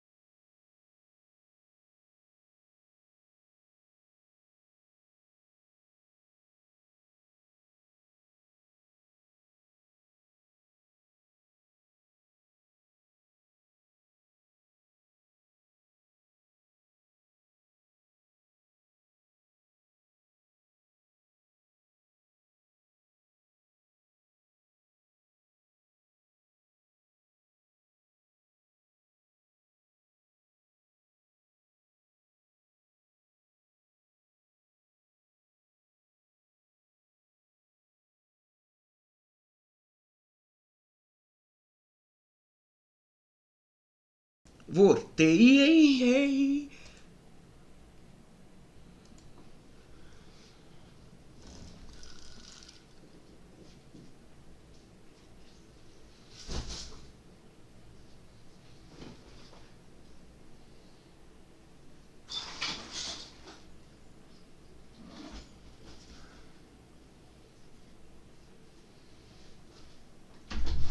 Mas muito bom o filme, não? E é um terror assim bem psicológico, né? Não é aquele terror monstro, não, é tipo. É aquilo, a decadência mental do Jack é o que faz a parte do terror. Uma puta merda, 1.300 a diária desse hotel. 1.300 a diária do hotel, caro, hein? Reais. Mãe, reais, eu peguei em site nacional mesmo. Uma vez nós temos o salário inteiro isso daí.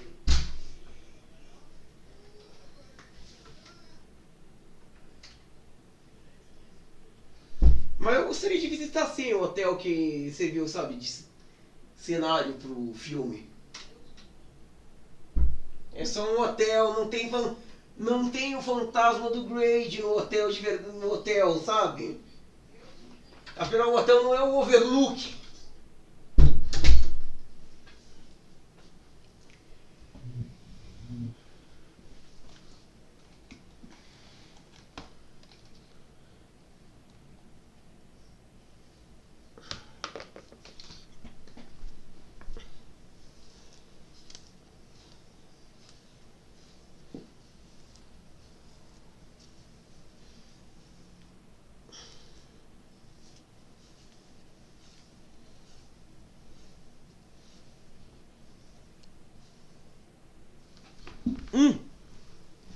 Pô, esqueci de te avisar. O filme ele não explica o porquê ele foi demitido do cargo de professor de literatura, né?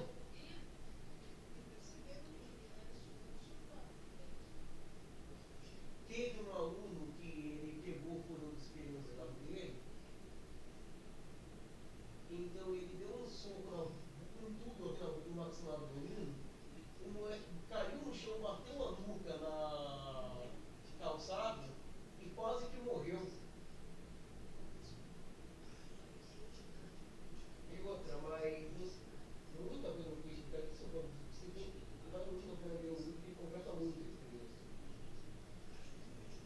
O filme, em relação aos fantasmas, muitos deles eram mafiosos. O pessoal que vendia, usava o hotel para essas coisas, sabe, negócios de venda de drogas, contratos de assassinato de aluguel.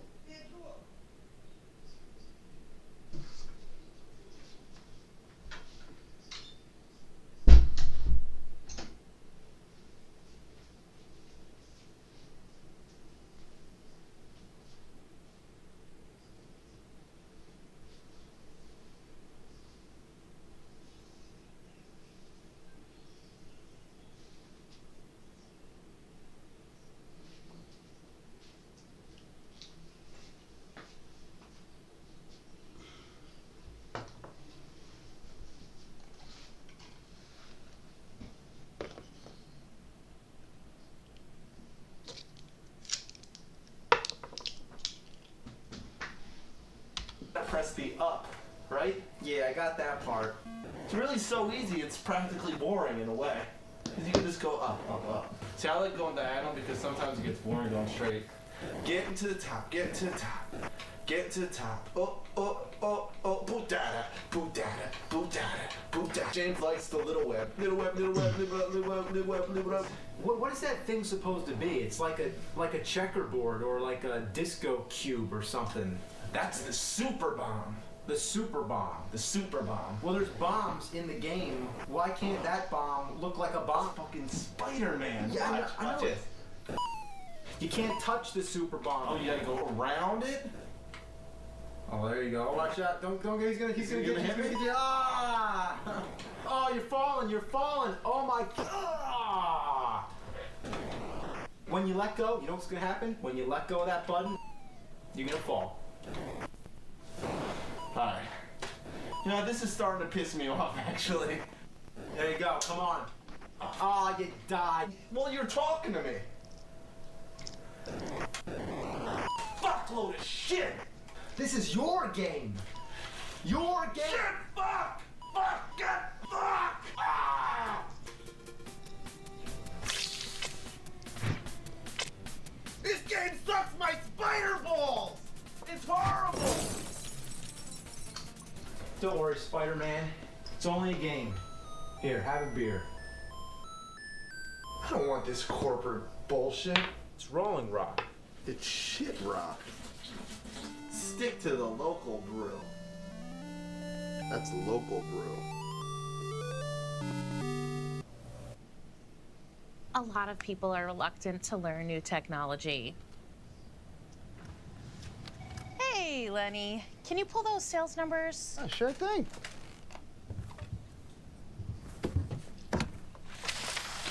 Some people just need a little nudge. Oops, wrong one.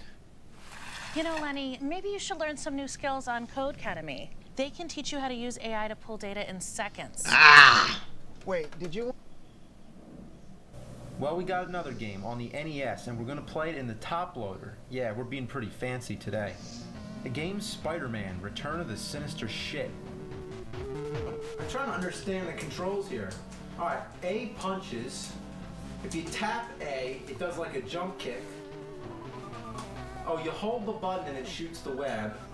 The control is awful, and the worst thing about trying to review a game with bad control is that you can't explain it. You can only jump straight up, unless you already push, you know. You're pressing the wrong buttons. No, I'm not. Look, I can't even hit this guy. Oh, look at this. Get him! Why are you fucking jerking around? Even when I'm falling, I can't steer myself. Why are you jumping all over the place? Because every time I hit the button, it like jumps. Well, wait for him to come to you. There's no like jump kick move. Like you can't jump and then do an attack. Well, then don't do that move. Well, I can't hit him when he's in the air. Well, wait for him to come down then. Look, now what's he doing? He's not gonna come up. I can't even tell if I'm hitting him. Oh, you got him. Did I? His power bar went down, but you're fucking gonna die way before he does. Come on, damn it. Just wait. Patience. There's no fucking clock in this game. There's only 20 of them in the background. Thank fucking Lord. All right. Look, so you can't even kill that one guy. But is it necessary to kill him in all honesty? Do we have to kill everybody we see? I'm the nerd. I'm the nerd. Look how I play. I go back and forth. This is what the nerd does. He just goes back and forth. And this is what was fucking annoying me. You go and there's nothing up there, so you go down. And you go down. And you kill something and you fucking go down. You go down and you can't go that way. So you go up. Alright, god damn it. Nothing over here. What the fuck's the point of this? Alright, you know what? This game is a piece of shit. I don't know what the fuck I'm doing. I don't know where the fuck I'm going. I can't get up here. Do it, damn it! Jump, jump, jump, jump, jump, jump, jump! It's a piece of shit! It's a bunch of fucking crap!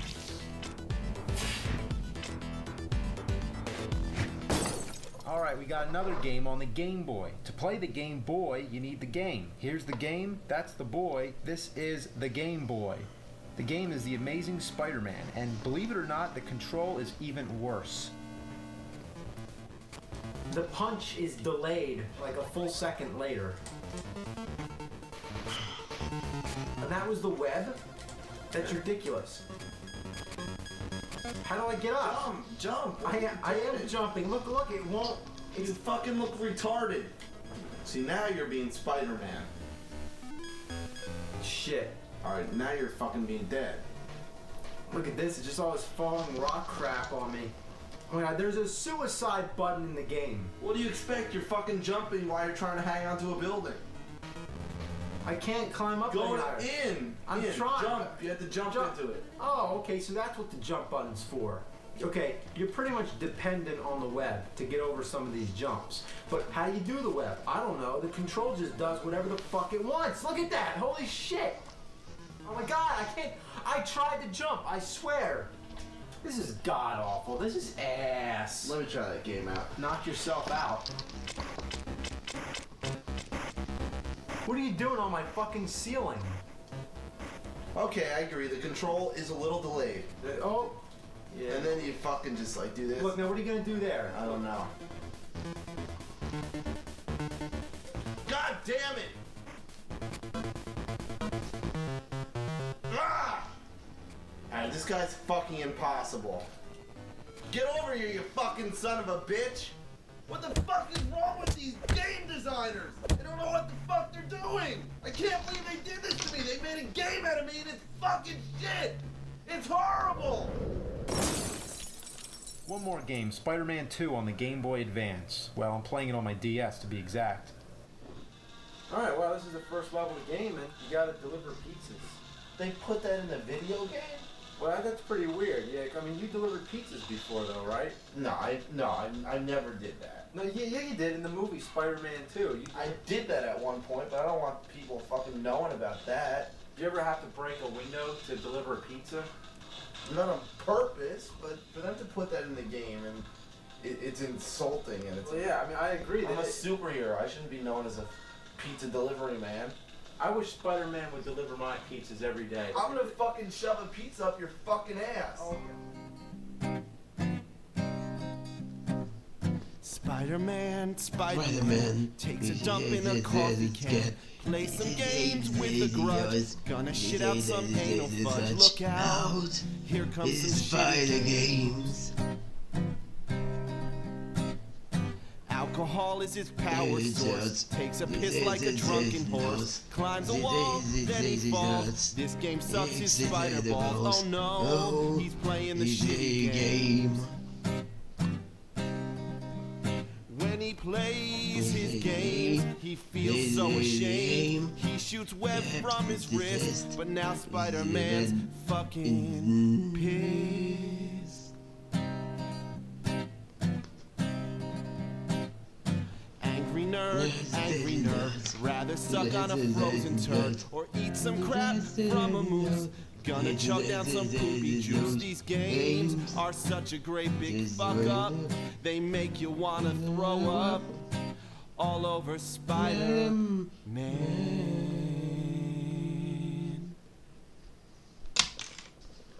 Eu sou cliente Bradesco desde 85, então eu sei exatamente o que todo cliente pensa. É tipo um superpoder.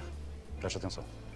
Pra quem ama tratamento VIP, Bradesco é um prato cheio, né? É, meu tesouro, conseguimos uma mesa maravilhosa. Espumante de cortesia, uau, maravilhoso.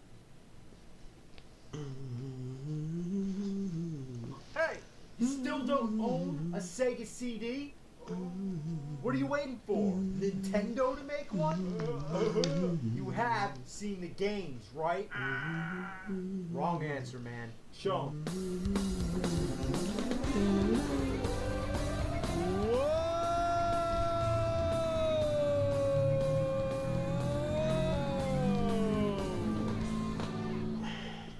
Wow, it's like you get to play the games on a CD. Check out the graphics. Full motion video, opposed to video that isn't full motion. 64 simultaneous colors, 12.5 megahertz processor. Holy shit, this thing is total fucking garbage. How would you like it if I conduct the rest of the video like this? Full motion video, my ass. I'd rather it be full fucking screen.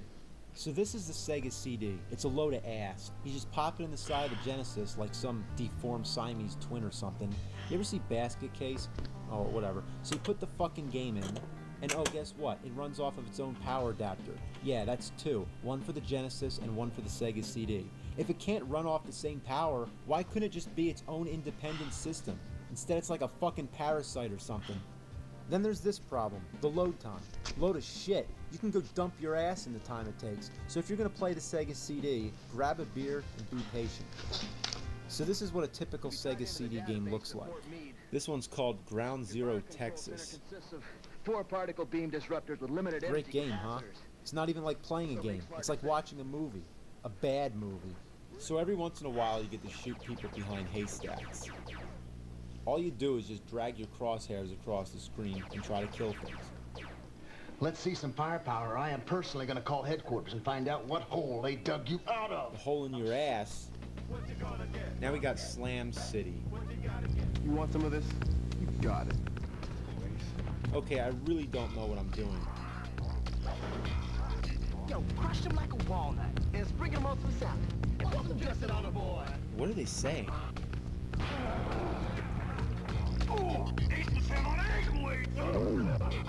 Okay, now we got double switch.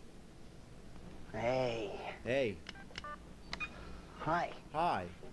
My name is Eddie. Hi, Eddie. I need your help. This is my building. And since the neighborhood really sucks, Like this game sucks. So you're just switching different rooms and just, I don't know.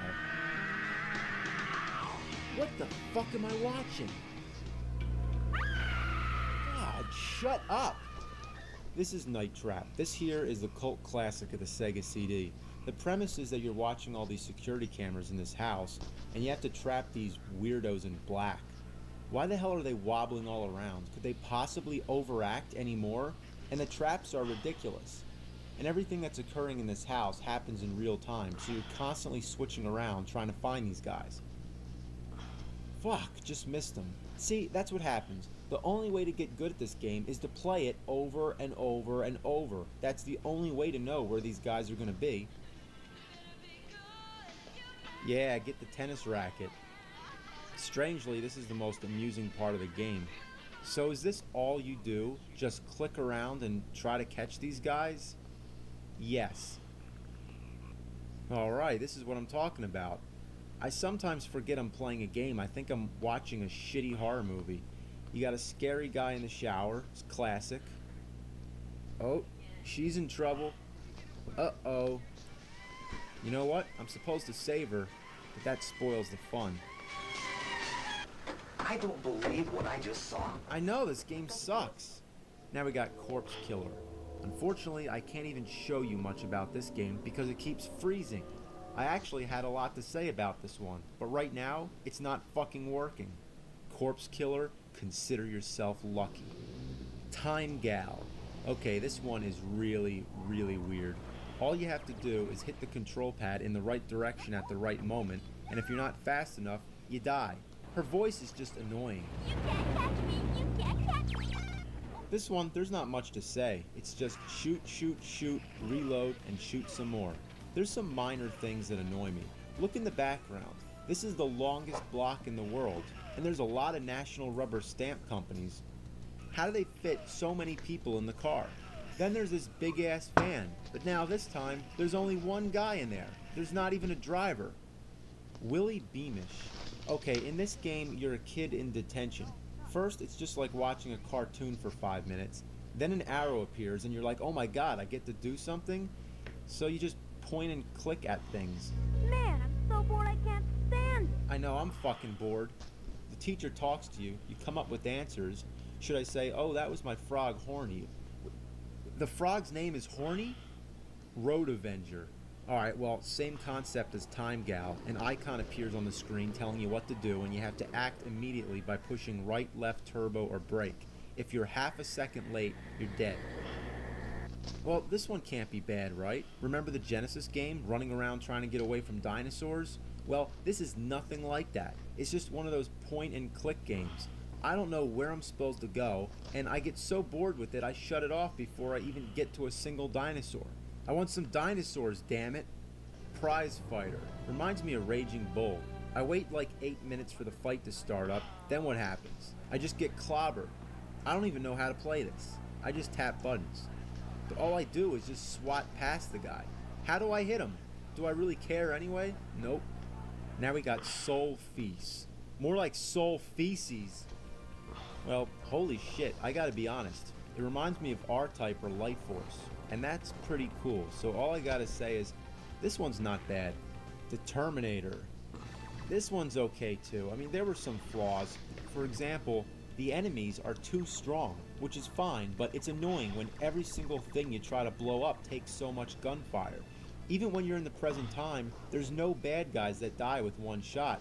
And I understand when you're shooting the Terminators, they're made of metal, but these are human beings. Another thing really annoying is how difficult it can be to shoot things sometimes. I can't stand still when I'm on the stairs. You can't aim your gun without moving all around. One thing I have to say, the music's awesome. Overall, this game's okay. There's also a lot of games which are just hard to comment on, like Sherlock Holmes.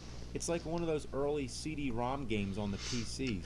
There's really no gameplay whatsoever. You're just clicking around on things and collecting clues. Kinda reminds me of Carmen Sandiego, but not as memorable. There's also a Dracula game, which is the same sort of thing. You just click on things and watch little movies here and there. Speaking of Dracula, there's another one, Bram Stoker's Dracula, but this one is actually like a game. You're just going around beating the shit out of animals. Yeah, punch them, damn bats. Yeah, fucking bitches. Kick them in the face. Fucking rats. So this game's pretty funny, but the control just sucks. Especially this part where you're trying to jump these rocks. Damn. Oh, that was ridiculous. I landed right on that. Then there's all these movie scenes taken right from the movie Bram Stoker's Dracula. If I wanted to watch the movie, I'd watch the damn movie. Now we got Wonder Dog. First you get this long cartoon. Some overly happy kid is walking with his dog. Everything's fine. Then some guy shows up, takes the kid away, and then the dog goes inside and he's a giant metal dick with balls, and he conveniently finds a costume and becomes Wonder Dog. Now we actually get into the game, and you're just shooting stars at rabbits. Yeah, kill those fucking rabbits. Can't get up there. Get up there. Damn it. Maybe someday I'll review some of these games in greater detail, but for most of them, there's really not much to say. Like this one, for example, Sewer Shark. For this game, all I have is a 2-word review. Shit Shark. The only real memorable game off the top of my head is Sonic CD, which is debatably the best Sonic game ever made, and it's definitely one of the most confusing ones too. God. Oh shit. I'm gonna be sick. Alright. The Sega CD, it was one of the first CD-based game systems of the time, so it was kind of fascinating when it came out. The problem was, it was too expensive, the technology was just too young, it just wasn't there yet, and I don't know one person who had a Sega CD. And why is that? Because it fucking sucks! Because it fucking sucks! Think about it. In order to own a Sega CD, first you have to own the Genesis. And if that's not enough, Sega made another Genesis attachment, the 32X. Yes, this ugly mushroom-shaped piece of shit was the last effort from Sega to keep the Genesis alive to compete with its nemesis. Tune in next time, and I'll tell you all about it. My work is easy because I use ClickUp. Here's how GanttView keeps my projects on track. Adjusting deadlines is super simple with drag and drop functionality, so my schedule can stay flexible.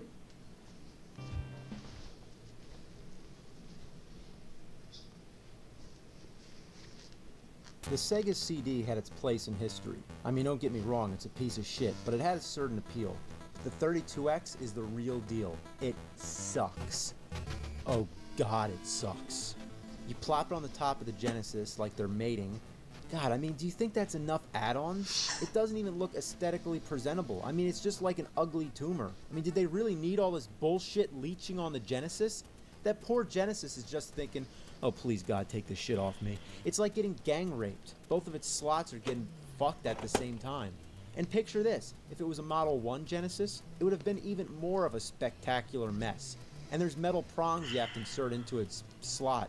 I mean, there's something wrong here. This whole thing is just a mountain of cockadookie. So what does the 32X do? Well, it's compatible with all your 16-bit Genesis games, but it also has its own library of 32-bit games. Oh, you gotta love this. No end labels on the cartridges. May I ask why? Here's the Genesis games. You can read them. You can see what they are. If I'm trying to pick out a game, I can just visually scan my eyeballs across them without having to do this. Oh, what's this? Oh, Virtua Fighter? What's this? Oh, Star Wars? What's this? Primal Rage? The same thing as Atari. Labeled, not labeled. Labeled, not labeled. Labeled, labeled, and not labeled. Even Nintendo's guilty of the same thing. If you labeled the older games, why can't you do the same to the newer ones? Who came along and said, okay, we're going to have better graphics, better games, and oh, those end labels gotta go? When did this idea of simple convenience become obsolete? Now about the 32X, hooking up this bastard is just insane. Believe it or not, like the Sega CD, it has its own fucking power adapter. That's great. I mean, now you got 3, and trying to hook them all up at the same time is a friggin' nightmare. Let's look at the most minimum amount of effort it could possibly take. So I'm plugging it into the TV. I mean, now I obviously can't plug in all 3 of these things. So here's the most basic power strip you can get. Every big store sells these things. These are common. So I plug in my fucking power strip or whatever. Here goes the Genesis, the Sega CD, and bullshit. What a load of fucking bullshit. How did they fuck this up so bad? I can't even turn it the other way because it doesn't fit. Why can I only plug in 2 power adapters? Why can't these go sideways? Or better yet, why the hell do they have these box things? Why can't it just be like this? Even the Atari 5200 with its huge ass box, it still ends with a normal plug. You know, that really pisses me off. I even have a camera, which I just bought this year, and it has a box like that. We live in the year 2007, and they can't figure out that shit like that takes up too much room? These fucking things should be banned. Have these, not these. So anyway, let's fire this monster up and play some Primal Rage. Great title screen, huh? There isn't even any title at all. What is this? Wait a minute. Oh, please, God, tell me what's going on. Why can't I see the characters? I'm playing Invisible Primal Rage. Alright, let's try Virtua Fighter. What the fuck? Guess what? We left something out. There's another cable which connects the Genesis to the 32X. Isn't it enough that the damn thing is inserted onto the top of the Genesis? Why does it need another connector? Look at this. It's a fucking mess. And what a perfect visual analogy. Sega invented the 32X to increase the lifespan of the Genesis. And that's exactly what the friggin' thing looks like. It's on life support. So there's Primal Rage, which to my recollection looks nowhere near as good as the arcade. In fact, I'm not even sure how much better it looks in the Genesis version. You got all the moves, the farting, the puking, the pissing, which I can't do, so if you want to try that out, be my guest. I mean, that's what I hate about this game, the moves. They're so awkward, especially the fatality moves. I mean, just forget about it. It's always something like hold these 3 buttons and then tap some weird combination on the control pad. I don't know why they make any moves that require you to hit up, because you know what happens? You jump. I'm sorry, but when I have to download a move list and remember all kinds of combinations of buttons, that just ruins the game for me. Then you got Doom, which is one of my all-time favorites, but the music sounds like shit. Compare it to the Super Nintendo version.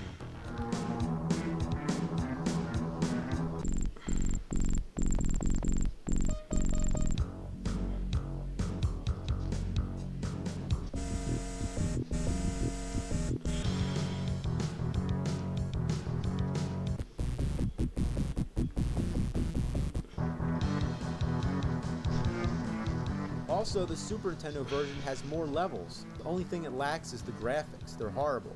On the 32X they're better, but my point is, everything should be better. Now you got Virtua Fighter. It was one of the first 3D fighting games, and it sure looks like it. I really hate how every time you jump, it's like you're on the moon. God, the control sucks.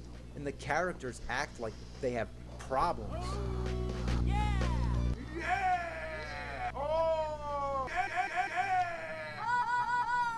Now we got Star Wars. Yeah, it's an arcade classic, but I don't know about this one. I mean, the graphics are balls. Everything looks like a polygon, and it's putting me to sleep. Like my Sega CD video, keep in mind, I'm limited to how many games I can review. I'm aware that I'm leaving out popular ones such as Snatcher on the Sega CD and Knuckles Chaotix on the 32X. But remember, if I don't have the game, I can't review it. It doesn't matter anyway because I wanted to focus on the console itself. The bottom line, the 32X sucked, and it was one of the biggest failures of all time. And just to celebrate their failure, or just for shits and giggles, they released a few CD 32X games which require both the 32X and the Sega CD. So if you happen to own both this pile of vomit and this piece of shit, you can mix the two together. So you can clearly see the 32X was just not worth it. And gamers were too smart to be suckered in because they knew this piece of junk would be abandoned shortly because the Sega Saturn was on its way. Hell, it was already out in Japan, so nobody gave two fucks about this beast. It cost about $150 when it first came out. And the only people who bought it, they had mechanical problems. So on top of that, there were rumors that it could damage your Genesis games. And I don't even know if that was true or not. The Sega Saturn was released in the US about 6 months later. Only about 40 games or maybe less came out for the 32X before it bit the dust. I mean, what kind of marketing was that? What were they thinking? And on top of that, Sega had yet another console planned in between called the Neptune, which was scrapped pretty quickly. All it was going to be was a standalone 32X anyway, which is what it should have fucking been in the first place. So not only was the Saturn on the way, but so was the PlayStation and the Nintendo 64. Gamers knew it was a better idea to just wait, and stores were selling the 32X for about $20. I got mine at a flea market for $2.50. I'm dead fucking serious. Now, excuse me. I gotta send this fucking shit back to the fires of hell.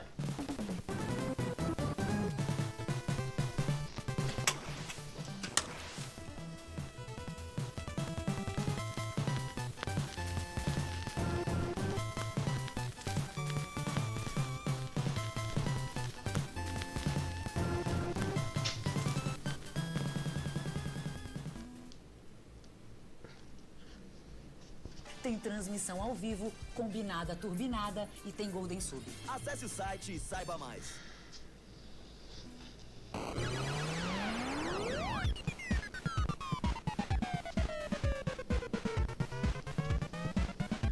Alright, this is Silver Surfer. Silver shit. He looks so stupid. I mean, what the hell's wrong with him? He's just like... Alright, so you get this stage select thing, kind of like in Mega Man, which is good for the sake of this review, so I don't really have to beat anything to show you all the stages in the game. So it's just like one of those fly and shoot games, kind of like Defender or Light Force, you know. Nothing too special, but not bad actually. Your weapon's kind of lame, but there's power-ups which let you shoot double. The fuck? I can't touch the walls? That's right, you can't touch anything in this game, so don't fuck around. Anyway, what was I saying about the weapons? Oh yeah, there's not much else I think you can get. I mean, you can shoot backwards, like if somebody's coming behind you, and that's always a real shit sucker, because you want to concentrate on what's ahead. It's kind of clumsy to switch back, because you press the B button to change direction, but use A to shoot. Ah, fuck! I guess that wasn't a good time to demonstrate. So there you go, shooting the rubber ducky, which doesn't die. Oh, fuck! If you play this game, one thing I can guarantee is that your thumb is going to get pretty damn sore from tapping that button. There's not one instant when you can take a break. You're constantly firing away, even when there's nothing in sight because you don't know what's coming up.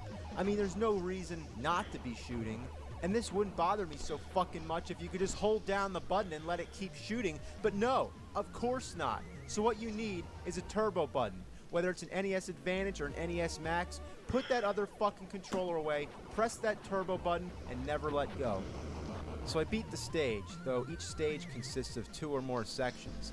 Now we're in the second section, and we got an overhead view, which is equally as difficult as any of the rest. Actually, I think they're worse, because you don't know what's supposed to be underneath you or blocking you. I'm assuming I can't touch these wooden parts. Uh-oh, now I'm probably fucked. Oh, never mind. I guess I can go through those. See, the graphics are so unclear as to what you're allowed to touch and what you're not. You don't know what the hazards are. Look at that. That's not fair. I couldn't see that tiny bullet coming through the trees. It's like camouflaged. And the way those waves move, it's just like a bunch of flickering blue lines. It plays with your eyes and fucks you all up. What a cruel game. I give up. I'm trying another stage. Fire Lord. Alright, another overhead. Ah, fuck!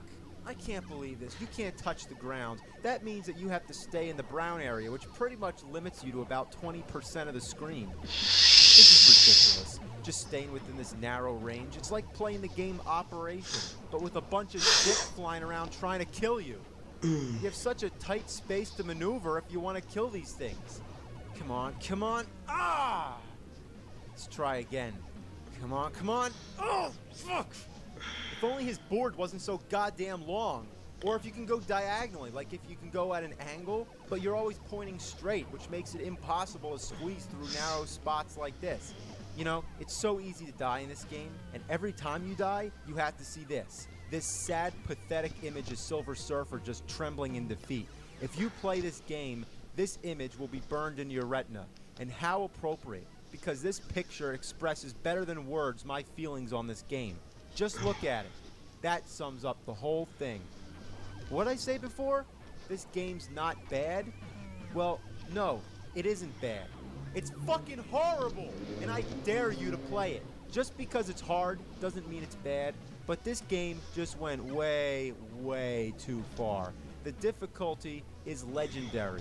This is the grand champion of hard motherfucking games. It doesn't fuck around. Why couldn't there be a health bar? Like 3 hits? Would that be okay? No. 1 fucking hit and you're dead. Well, then couldn't you have extra lives? Which you do, but they don't matter because when you die, you start back from the beginning of the stage. There's some checkpoints along the way, yeah, but that doesn't change the fact that when you die, you go back.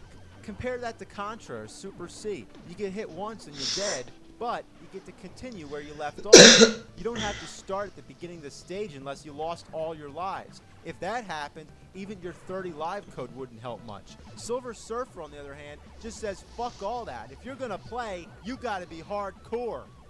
So now we're in Firelord Section 2. Whoa, watch the fire. Oh shit! Fucking jack-o'-lanterns? Alright, let's try again. Dodge the fires, stay up and watch the jack-o'-lanterns. Oh, better watch that thing. Oh god, I gotta go down. Oh fuck! Your mother. Fire's coming down. Got that part under control. Watch the jack-o'-lanterns. Fuck! Touch the damn ceiling. Fire's coming down. Jack-o'-lanterns. Oh, ass! Alright, this time I'm trying to shoot those fucking jack-o'-lanterns. Stay back, back. Oh, God. Alright, getting into place. Watch the walls. Oh, you fucking pumpkin piece of shit! Okay, this time stand at the top. Don't get hit. Get under that thing. Here we go. Yes! No! I can't take it anymore. You know, there's really no point of going on. It's not like there's a reward, like there's a pot of gold sitting on top of the TV. You know, if you beat the game, it probably just says the end, and that's it. So to keep playing it, you gotta be a fucking nerd. Alright, gotta watch out for these statues puking lava. God, another motherfucking pumpkin. There's so many obstacles, it's unbelievable. I can't touch that red pot! Alright, that's where I give up. Let's try another stage. I figure I gotta be able to beat at least one of them. Now this is really a bitch. I mean, all these ghouls coming at me. They got bats, jack-o'-lanterns, and now ghosts. It's like another kindergarten Halloween game. They should have just called it whatever. This is just insane. I mean, look at all this. Oh my god, so much shit. Here we go. Oh yeah, oh god, I touched the log. You fucking ghosts, you fucking motherfucking pieces of shit. Ugh. God, I hate those gargoyles. Just shit all over the place. I hate them. I just fucking hate them. Look at this. This pattern is just insane. It's basically just a bunch of lines waving across the screen. And if you go anywhere near those paths, you're dead. Once again, let's try another stage. Possessor. Well, it's not any easier, and especially when I'm losing my patience. And look at this. There's so much stuff coming at you. Bullets are flying everywhere. Ugh. Let's pause this. Just look. Look. Any of these areas are dead zones. You have stuff coming at you every which way, which means there's not one safe spot because you need to keep moving forward. So you're in danger's way all the time. You just have to play the shit out of it until you know in advance exactly what's going to happen. Unless you've played this game, you have no idea how hard it is. Let me try to explain it, okay? Imagine if I were to draw a maze on a sheet of paper. I'm asking you to draw a line from the beginning of this maze to the end. You can't run into any dead ends, and you can't touch any of the lines. Now, while you're trying to do this, I'm moving the maze to the left. It would drive you fucking nuts. And if that's a bit too theoretical to accept, then let me explain it this way. Imagine playing Mega Man 2. Imagine you have no health bar. Imagine if you get hit one single fucking time, you're dead. And is that fair? It's challenging, yes, but it's not to say that unless you're a hardcore expert, you're going to take a few hits sooner or later. Now, I'm not done. Imagine on top of that, multiply the number of enemies on the screen and give them more hit points. Imagine if you were playing Zelda and you weren't allowed to get hit once, or touch any of the walls or blocks. I mean, this game just pukes snot up my ass. I mean, it's like you touch the top of the building, you die. You touch the ceiling, you die. You touch the floor, you die. Too far to the right, you die. Too far to the left, you die. You die, you die, you die, die, die, die, die, die, die, die, die, die, die, die, die. Oh, God, I can't fucking stand it. One last stage, and I'm sure it's no exception to the difficulty. You're just trying to avoid this stuff that's coming sideways, and then this gun appears at the top of the screen with no warning and shoots in 3 directions. Instant death. If you try to blast it away as soon as it appears, you just end up getting yourself killed too, because you need to be in the line of fire in order to shoot at it. Sometimes you come to like a blockade of enemies, just a flood of bullets coming down the whole screen. It's just one big dead zone. If you're in that area, you're simply dead. So fuck it. I can't complete a single stage. This game is so hard, it would actually be easier to go outside in a thunderstorm and try to dodge rain. It would be easier to walk barefoot without your toes or heels touching the floor. It would be easier to pick fly shit out of pepper while wearing boxing gloves. The fact that you can get hit only once pretty much means that you're weaker than every other enemy in the game. How do you die from just touching a wall? I can understand if he's flying at like 200 miles per hour and he crashes into the wall, but the fact that he just touches the wall and dies is ridiculous. I never read any of the comics, so I don't know what Silver Surfer's powers are, but isn't he supposed to be pretty strong? So why'd they make him into a wimp? Why is he fucking up rubber ducks and weeping like a crybaby? It's like some sort of fucking joke. Like, what if they had Bruce Lee tripping over...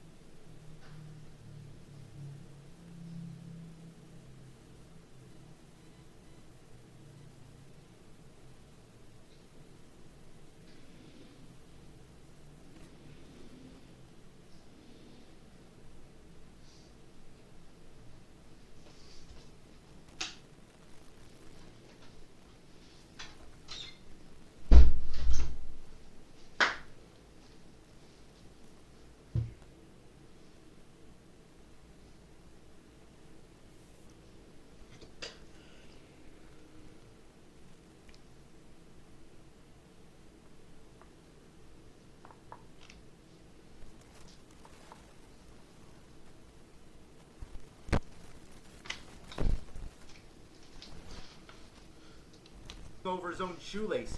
It's a fucking insult. This game should have been classic, but instead it's worthless. It's as worthless as this fucking LJN poster I have back here. Man, I was just pissing shit all over this fucking game. In fact, just thinking about it makes me feel like having an anal evacuation. Fuck.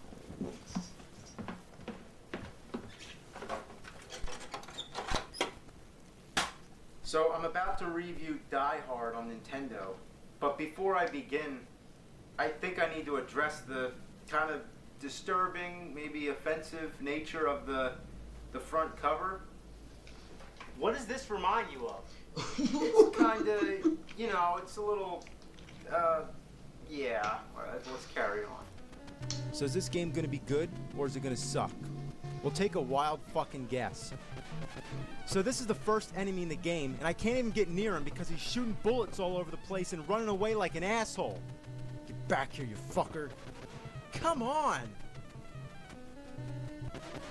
Ah, I missed. Oh, now there's another guy already? God, I can't move. Now I'm out of bullets? Are you for real? If only I can get near him, I'm gonna punch the shit out of him. Come on, come on, your mother. Come on, come on. You know, is his other arm paralyzed or something? What's going on? Come on, you motherfucker, come on, I'm gonna fuck you up, come on. Yeah, got him. Now how sad is this? I only killed one guy in the game so far, and I'm almost dead. Now once you're dead, the game's over, and you start back from the beginning. But at least they got the goddamn courtesy to give you a life bar. Anyway, let's take a look at this status screen so I can try my best to explain the object of this game. Well, you can see there's 39 crooks. I'm under the impression that means there's 40 bad guys in the game, and your goal is to hunt and kill all of them. And that's nearly impossible when one guy can take all your life. And that's kind of interesting. You don't usually get to know how many guys you're going to kill. Imagine if in Super Mario Bros. There was a counter telling you exactly how many Goombas and Koopa Troopas are in the entire game. Only difference, you don't have to kill them all. Alright, so you got your life bar, which is self-explanatory. Then you got a feet bar. Yeah, your feet have power too, right? You can run by holding the B button, but that drains your foot power. Now, let me ask a question. What's the difference between saving your foot power and using it to get your ass moving? Is it better to run and waste your foot power, or just walk slow and waste your fucking time? Also, if you walk over broken glass, that also drains your foot power. And I can see where they're going with this. In the movie Die Hard, John McClane's feet end up in pretty bad shape, and by the end of the movie, he's limping. Now, that's nice that they tried to make it like the movie, but there's sometimes when you should do that, and sometimes when it's really not necessary. That's like if in Lethal Weapon, if you're going around eating dog biscuits for power-ups. So let me finish up with all this shit. You got your weapons, the items you pick, and I don't know, some map that doesn't make any sense. Then you got some weird lock system. After a certain amount of time passes, one of the locks activates or whatever, and when all these locks activate, I assume you're dead. Well, why not just have a clock with a simple time limit? I don't know. So you can break glass, which is cool, but you can't walk over it without draining your foot power, so it's not cool. Then you got outside windows, which you think would have some kind of purpose, but no, you just jump out and die.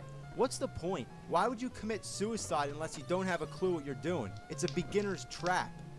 Now what I really hate is this darkness thing. You can't see around any of the walls. Half the time there's nothing going on, you're just walking around, and he walks like there's something wrong with him. He's got like one leg. So you're just going around, and then all of a sudden you're dead, and you don't even see it coming. You can't even scratch your head. You'll just be playing, and then all of a sudden, whoa, you're dead. The power-ups are soda cans, and the best part of the game is the vending machines, because you can just shoot the soda out of them, and you're going to need it to stay alive. You can also find first aid kits to heal some of your foot power, and you can pick up flash grenades, which are supposed to stun your enemies, but I've never once been able to hit anybody with one of these damn things, and besides, why would you want to stun them when you can just take them out with a bullet? So there's a beginner and advanced mode, and from what I noticed, there's no difference except that the advanced mode starts you off at any random floor, where in the beginner mode, you'll always start on the 32nd floor. Now, let's talk about the floors. It seems you can go to any floor you want, anytime you want, that is between 31 and 35. You can use the elevators, the stairs, or even the air ducts. But how do you know where you're supposed to go? I don't know. I just find guys and kill them. There's supposed to be hostages on the 30th floor, but for whatever reason you can't go there yet, so I'm guessing that happens at the end. But anyway, if you go up to the 35th floor, there's a guy who has a key to the roof. But finding him is a real bitch because he never wants to show up until you've already tried the locked door a million times. But once you find him, you're obviously going to take a lot of bullets because there really isn't any way to dodge in this narrow hallway. Die! That's kind of weird, he's like dead in the doorway. But anyway, you take the key, you unlock the door, you go to the roof, and, well, this is the roof. Sometimes when you get here, John McClane calls the cops, and sometimes he doesn't. It's like in the movie, and I don't know if it's necessary or affects anything in the game, but it doesn't even seem like you have any control over it, so it really doesn't fucking matter. Somewhere up here there's a rope, which I don't know if it's important or not. You blow up this gym locker or whatever it is, and then he says, I'd have to be desperate to tie that on and jump off. No thanks. Are you kidding me? Have you ever had a video game character talk back to you and say, no, I'm not gonna do that? Going back to Mario again, what if Mario just said, you know, I'm really not feeling up to jumping over that platform? No thanks. This is ridiculous. I mean, he won't climb down with a rope, but he'll jump out a window and fucking kill himself? So I'm taking the stairs down. Now I find some blueprint of the 5th floor. Whoa, now we're talking about the 5th floor? Take out the main computer? I'm getting confused. So I'm going around trying to kill people, and Officer Carl Winslow keeps talking to me. So I'm just walking around, waiting for whatever random stuff to happen. Then the police car blows up. I'm like, what does this have to do with anything? But then Steve Urkel comes on. I'm like, what the fuck? The graphics don't even make any sense. I don't even know what anything is supposed to be. What's this? What's that? Seriously, what the shit is this thing? What the shit is it? I just can't figure this out. This is like one of those games that you need a manual or read somebody's walkthrough on the internet. But when it gets to that, it's like, who cares? I'd rather have a mountain lion dump its ass all over my face. I'd rather unclog a shitty toilet with my bare hands. You know, I'm not fucking around anymore. Forget trying to explain how this game works. Let's just fucking do it. Back here, you motherfucker. Get back here. Look at all these bullets. Fuck. The controller's Fucking so stiff, bitchy you can only shoot fucker. straight or at a 45-degree angle. There's guys around every corner. There's guys coming out of the elevator. There's guys coming out of your ass. It's crazy. Fuck! Oh, you fucking bastard.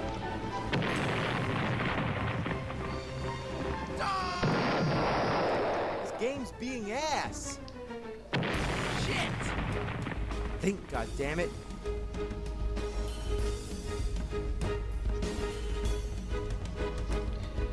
Geronimo, motherfucker.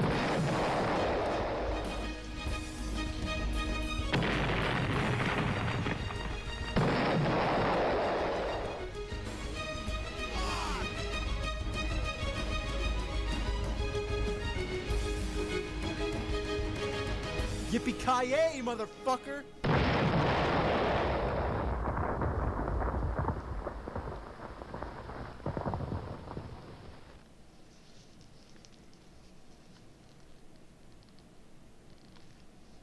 O Amazon Prime Day será nos dias 15 e 16 de julho. Mas as ofertas antecipadas já começaram. Com frete grátis e mais de 20 milhões de reais.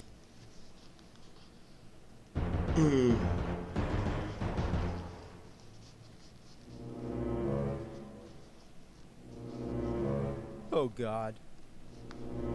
Oh, God. Let me ask a question. What do you get when you take a movie that's ass and you make it into a game? You get a piece of shit. Now, if you get a piece of ass, that's a good thing, but if you get a piece of shit, you don't want that. And this, of course, is Independence Day for the PlayStation. I don't even want to talk about this. It's making me sick. Making me sick! The first thing that sucks is just, well, look at it. How many times have you played a game where you're flying around shooting at things? It's okay, but that's the problem. It's so okay that it's not even worth existing.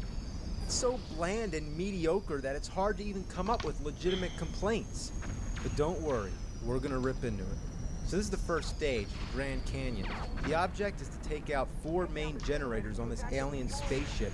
And if you forget, this annoying voice keeps reminding you. Take out the generators to attack the destroyer. There's one right here. Shoot, shoot, fuck! It usually takes a few passes to destroy it. You think that you can just turn around and hit it some more, But no, it just disappears. You're never able to spot it from a distance and use enough of your firepower to take it out because the damn things just pop up when you're too close to be ready. I think it's a graphic flaw. Nothing appears until it's right up in your fucking face. What the ass is that all about? To describe this game's assness, all I can say is, it's very ass. Where's those fucking generators? Look, I'm going around 360 and I can't find them. Where are they, goddammit? Oh, there's one. Fuck! Fuck you, freaking truck! Would just shut the hell up. It keeps telling me to take out the generators, as if I'm not fucking trying. The radar doesn't do diddly dick. It's too small, makes no fucking sense, and I don't like it. Trying to hit anything with bullets is impossible. Only the missiles seem to be effective. The control sucks monkey balls. If you go anywhere near the ground, you're gonna hit it. Alright, so I'm gonna get this power up down here. What, did I just fly over it? Okay, we're gonna get this next one, whatever it is. Oh, you motherfucker! You can't fuck around too much with this game because there's a time limit. And when the time's up, the alien ship just blows up everything. If you make your goals, you can attack the ship and then you advance to the next level. Then we got Washington, D.C., which looks like shit. Your object here is defend the E3. What's the E3? Where is it? How do I defend it? I don't know, so fuck it. Want to see more of the game? Let's use a password. Oh, God. Oh, why is it so slow? Why is it so ass? Alright, so not to name all the stages, but you got Las Vegas, Moscow, New York City, Paris, and the mothership. All I can say is they all suck, and it's all just the same. The worst thing about this is that it makes me feel really guilty to be playing it. Like, I should be doing something better with my time. Like rolling dog turds in cement. Like, I gotta get away from this game. I gotta get out of this room. I gotta go out somewhere and do something wild. Like get a tattoo on my face of a goat holding up a baby snorting cocaine off its penis. You know, I've played a lot of shit in my day, but this game is fuck. The lack of music, the droning effect it has, it reminds me of something very similar. Something from the past. Top Gun on the NES. While I hated it and it drove me insane, I would rather play this than Independence Day. In fact, just thinking about it is like a breath of fresh air. Makes me feel like a shitty log coming out of a buffalo's ass and landing in a bowl of M&Ms. This was a game based off a crappy 80s movie. But here, we got a game based off a crappy 90s movie. Top Gun may be a piece of shit, but at least has a nostalgia factor to it. It's a piece of shit I might have some affection for. Video games have come a long way, and this one happens to be middle of the road. PlayStation, a lot of people feel, was the last of the classic game consoles. Personally, I think it was all over after Super Nintendo. Now, as always, I don't care if you agree with my opinions on games, but what I do care, you enjoy the video, you have a great 4th of July, drink some beers, but be safe, and most important, celebrate your independence, not to play shitty fucking games.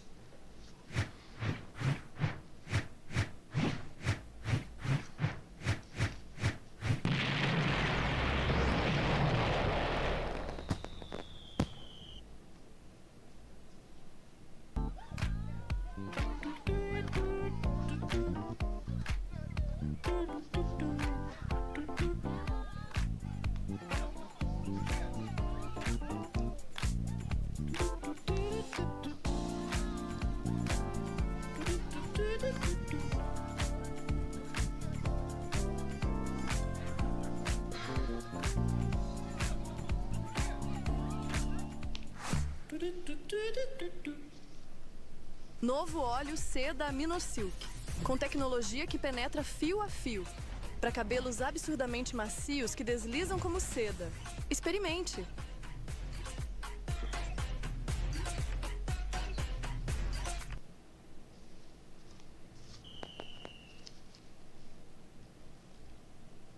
Alright, so there were a lot of Simpsons-related games. Simpsons...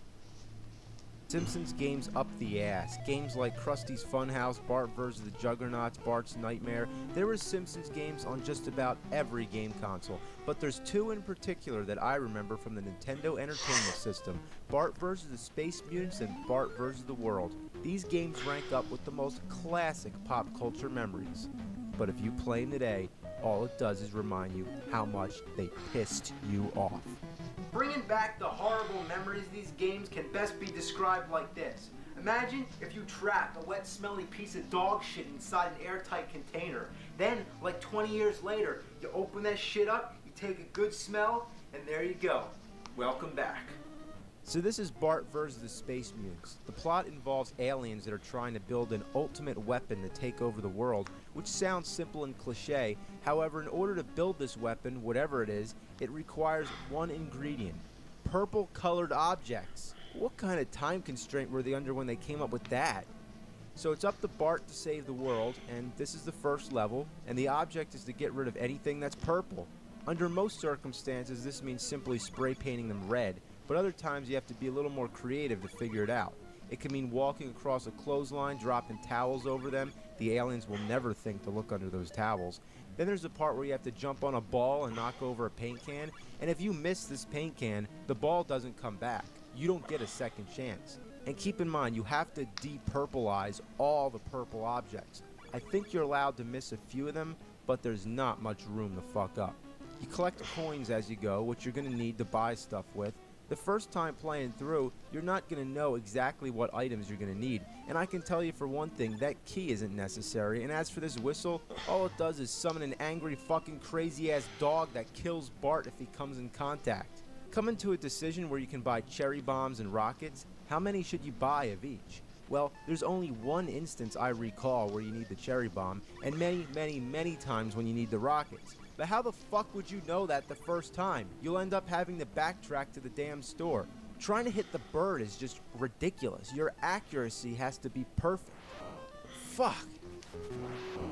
Oh god, I can't believe that missed. There you go, you fuck. These vases are also a pain in the ass. They're too short to spray when you're on the ledge, so you gotta just keep jumping and spraying. And you know, why is the Simpsons theme song still playing? It's good for the beginning, but when you have to listen to it for 10 straight minutes, what a shitload of fuck. Let's talk about the enemies. It sucks butt that you can't really kill anything, but lucky for you, they got nothing better to do than just bounce around in little patterns on the streets of Springfield all day. I also wonder why none of these aliens look anything like the ones in the beginning. Anyway, some of them disguise themselves as human beings, and you can only see them while wearing X-ray glasses, kind of like the movie They Live. These are the only ones that you can kill by jumping on their heads, but if it's not an alien, just a regular human being, then you take a hit. 2 hits and you're dead, by the way. So you always got to make sure to have your glasses selected. Come on, glasses, come on, glasses, come on, fuck farts. Sometimes I just jump on them out of pure gamble because I don't feel like selecting the glasses. You don't need to kill them anyway, but they leave behind letters. Collect them all to spell Maggie, then she'll help you during the boss battle. But besides, it's strangely satisfying to jump on those aliens' heads. After all, don't you wish you could just go around killing aliens, not making purple things not purple? Why not just fucking shit all over and make everything brown? So you foil the aliens' plans because now there's nothing purple in existence. So what do? They change the ingredient to hats. So if it can just switch like that into anything, why not make it something like grass or water or something that's really easy to find? It just makes no sense. So you're going through the mall, stealing all the hats because this is the only mall that has hats. Whether they're floating in the air or you gotta grab them off somebody's head, the concept is pretty simple compared to the first level. No ingenuity, just collect hats. The imagination employed is just astounding in how inconsistent it is. It's like a different person designed each level. It's also really funny that people just casually walk by. If I was walking through the mall and I saw giant bouncing donuts and killer marshmallows, walking shoes and spring jumping shoes, moonwalking shoes, paper bags with legs, paper bags with scary fucking heads, and killer towels, I think I'd shit my pants. Shit will come out of my ass. Another thing really fucked up about this mall is that a lot of the floor is covered in cement, which results in instant death. The only way to get through this shit is master some of the worst controls in video game history. This should have been the first thing I commented on, but now is the point where it's really a problem. Eat my shorts. Looking back at the first level, it takes a lot of practice to make some of those jumps. Jump and run are both the same button. The A button jumps, and holding the A button runs. Why the same fucking button? What were they thinking? So trying to execute a running jump is not possible. By hitting both the A and B button at the same time, you do a super jump. Getting used to this is required in this game. Fuck! Here we go. Gotta get the hat. Get the hat. Go! Eat my short. Now I'm jumping across lollipops. Gotta land on them when they're horizontal. You motherfucker! I went right through it. Alright, just one big jump. Eat my fucking shorts! There's no continues in this game either. If you get hit twice, you're dead. Die 3 times and the game's over. You can get some 1-ups, but no continues. As if it's not challenging enough. Now, I don't have a problem with challenge, but when the challenge is based on how fucking crippled the controls are, then fuck it! Eat my shorts. Eat 'em good. Right after I took a shitty diarrhea dump. So this is Bart versus the world. The title always confused me. Bart saved the world from the space mutants. Now he's against the world? The plot is basically Bart won a trip around the world by drawing some shitty picture of Krusty the Clown for an art contest. Now Mr. Burns wants the Simpsons wiped off the face of the earth, so he calls help from his relatives, which happen to descend from places like China, Egypt, and the North Pole. Your basic goal is just to get to the end of each stage without dying. There's also bonus games along the way.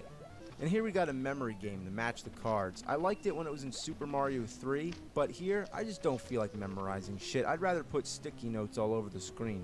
Then you got Guess Which Igloo the Krusty Head's Under. Then you have a puzzle game which drives me insane. Then you got a Simpsons trivia game. Then you got Dodge the Beer and Get the Krusty Heads. Krusty Heads are good, beer is bad. Makes a whole lot of sense. Then you got the stupidest fucking game in the history of games. Find the bat in the coffins. Now, this isn't like the igloo game where you see which igloo it is and then they move around. No, this is just 3 coffins sitting here and you gotta pick the right one. It's just pure luck. And every time you get the wrong coffin, this green arm comes out and you just gotta wait while nothing happens. It's not like Bart's even struggling. You just wait. So that's the bonus stages. Now that I got those out of the way, let's talk about the actual gameplay.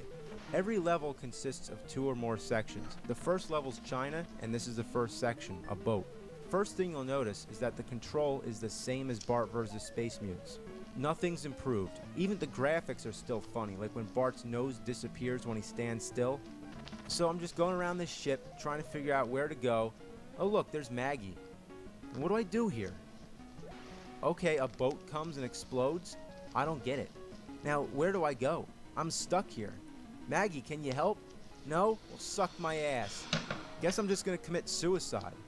Love how Bart doesn't even give a shit. He's pretty depressed. I'd be too.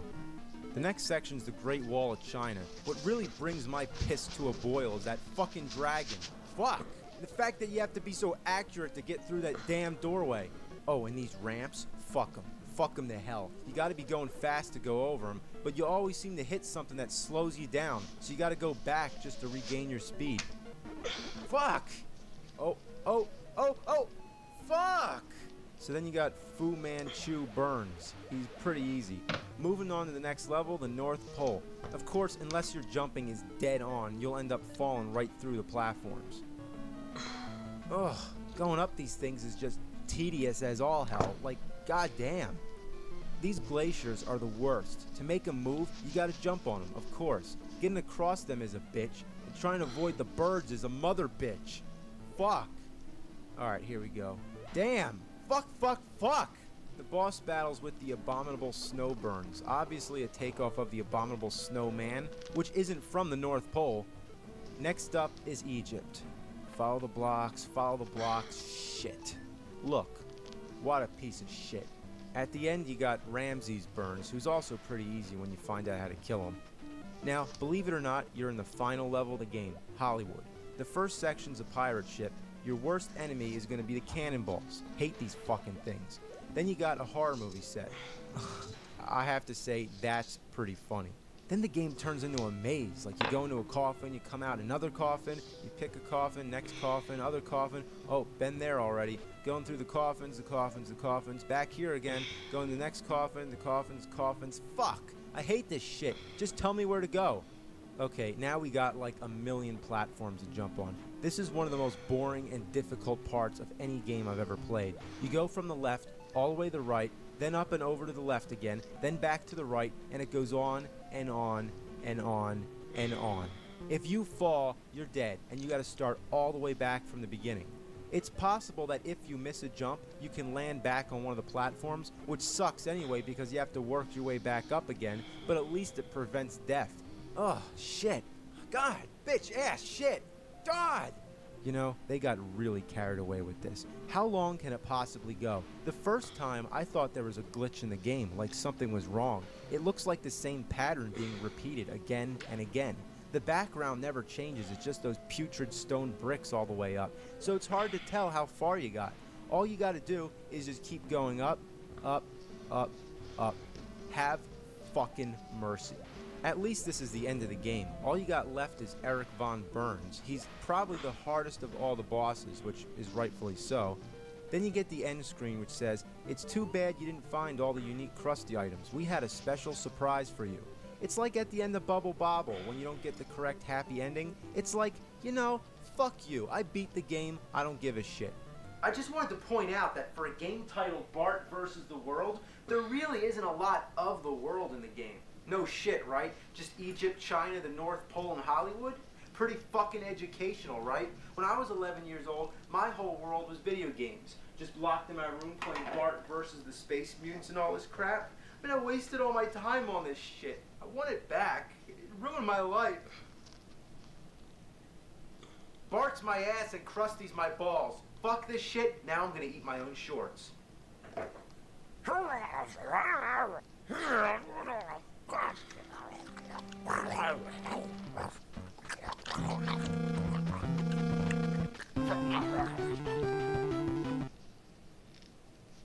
Work today is broken. We're all working in too many disconnected apps, and it's killing team productivity. But for the first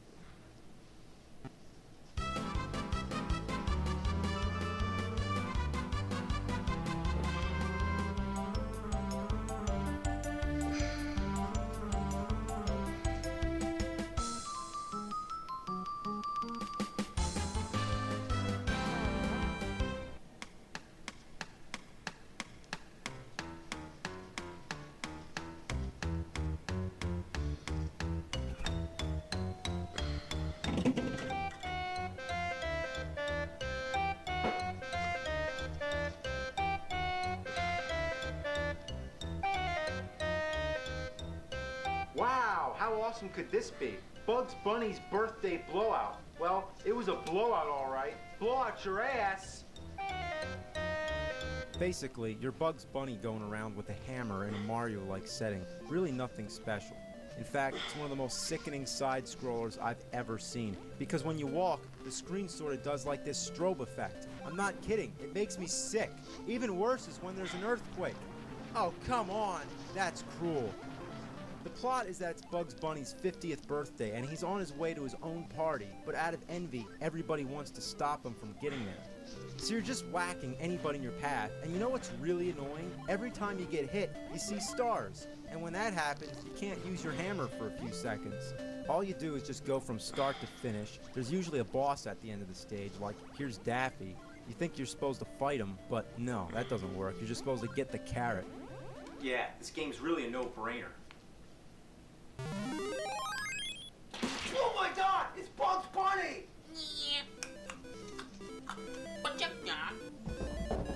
I can't believe it, in my own house! It's Bugs Bunny! Bugs fucking Bunny! After each stage, you get a bonus game depending on how many carrots you collected. By winning, you can earn some 1-ups. Now this number thing, I really don't know how to play it, and I don't give a shit, so I just tap the buttons until it's over. What's your duck?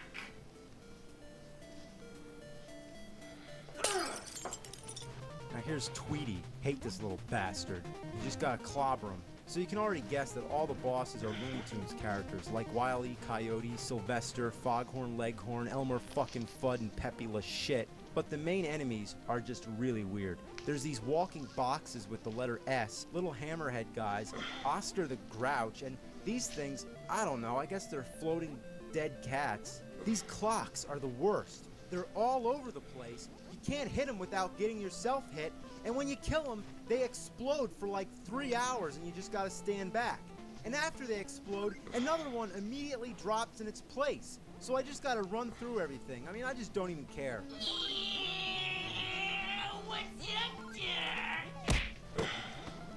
What's one thing I should have done 1,000 times by now? Die. But I'm not dying. You know why? Because this game's too fucking easy. I'm just walking through the levels, getting hit by everything in sight, not caring whether I lose all my lives or beat the game. Whichever comes first, I welcome it.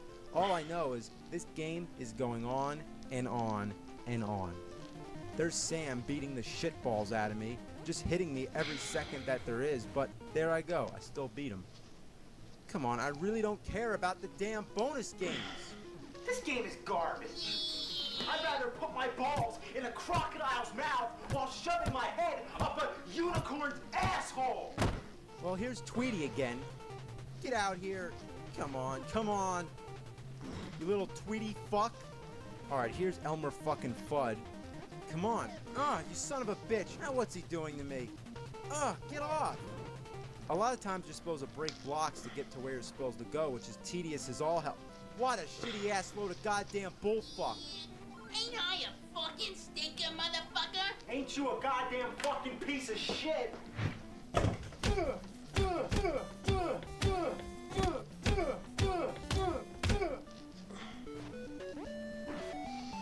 Oh, I hate this shit right here. These platforms keep disappearing when you jump on them. Fuck.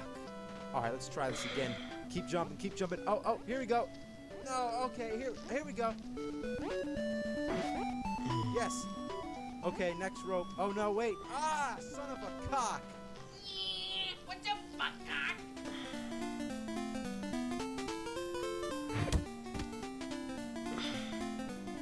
Sometimes when you have to go down, you're never sure whether or not you're gonna fall and die. Mother of a fuck. I hate those stars. I really, really fucking hate them. You can't hit anybody without getting hit, and everything you try to step on, it breaks away. It's just total ass. Yeah, what's all the hubbub, bub? You know, this game is just way too generous with the extra lives. It's like deliberately keeping me in the game so I can't stop. Yeah, what the fuck, cock, vagina, fuck? Just shut up. For what it's worth, the game's at least playable, but there's no appeal whatsoever. Making a birthday-themed game is one of the worst concepts imaginable, even with a big name like Bugs Bunny. He's one of the greatest cartoon characters of all time, but his leap to the Nintendo Entertainment System was just a total fucking shit bomb. Well, here we are at the last guy. It's Taz. All you gotta do is knock those footballs back at him, and he's done. I beat it. Now get out of here. Bugs Bunny finally arrives at his party. He is greeted with thunderous cheers and applause from his loving friends. To Bugs' surprise, he finds all his Looney Tunes pals there, who had just moments ago been playing some very funny tricks. I'll show you some funny tricks. Yeah, what's up, cock? I'll show you what's up, you fucking bunny piece of shit. Bugs Bunny's birthday blowout. How about Bugs Bunny's birthday beating?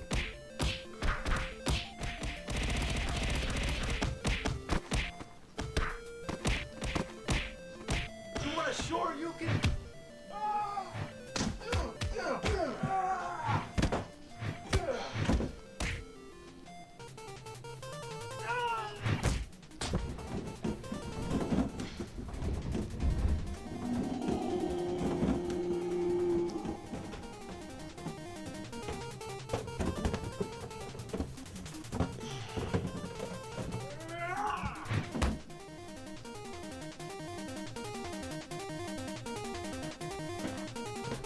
You want some shit?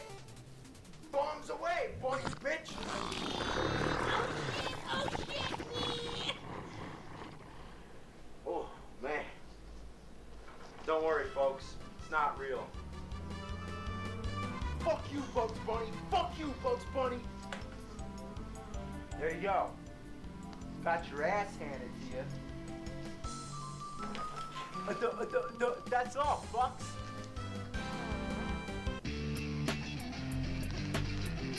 Get the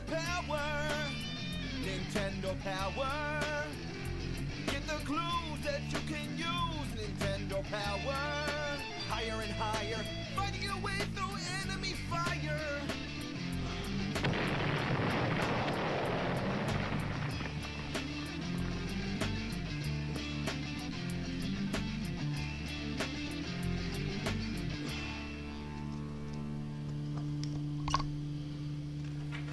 It's time to chill out.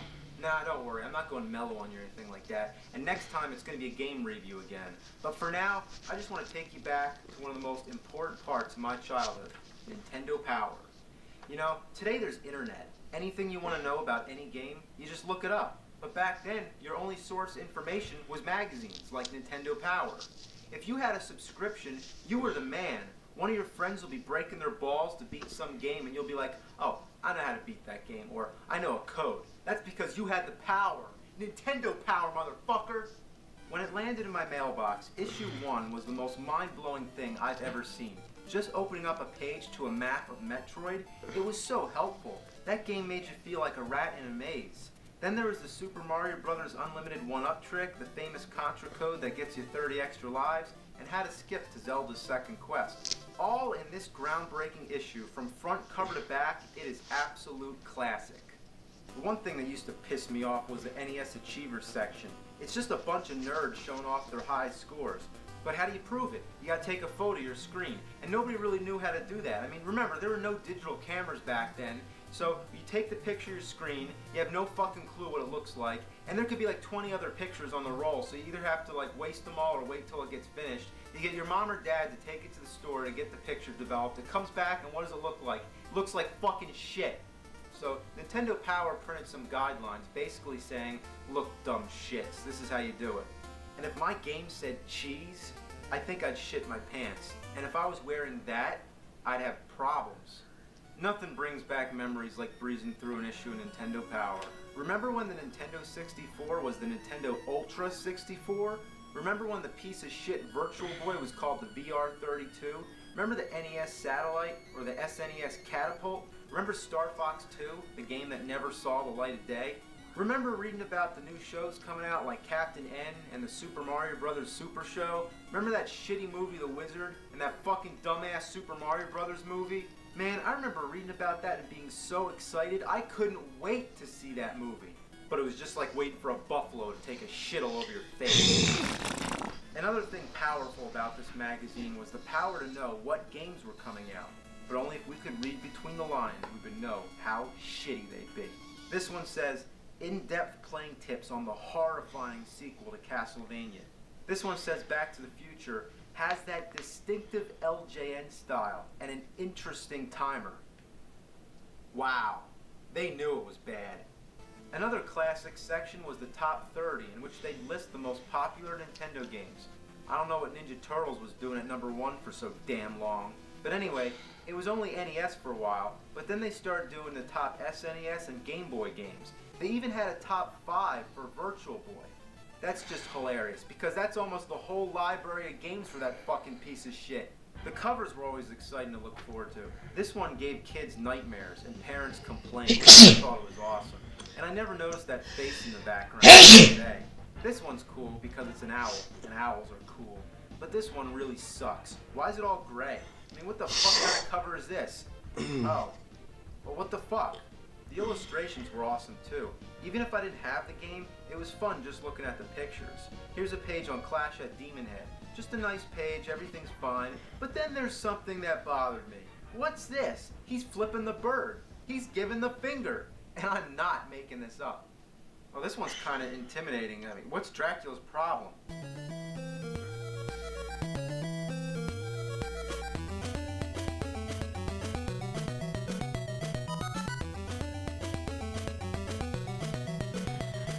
Speaking of illustrations, there were also the comics. Howard and Nestor were classic. Usually it would relate to a new game that was coming out, like this one's about Castlevania 2.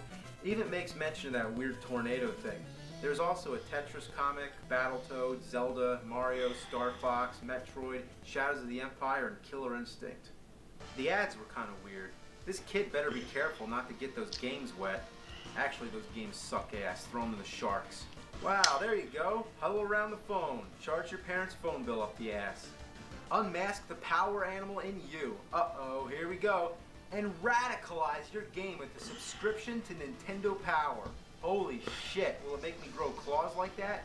You know it's gotta be awesome when you're flying a Jeep through space going apeshit with Nintendo controllers. This one's so weird, somebody actually wrote a letter asking, did you really freeze a Super Nintendo? I'd love to know. The answer, Jay, the wonders of special effects and photographic tricks. The answer that you're looking for is no. The block of ice is actually just a plastic shell. It's way cool though, huh?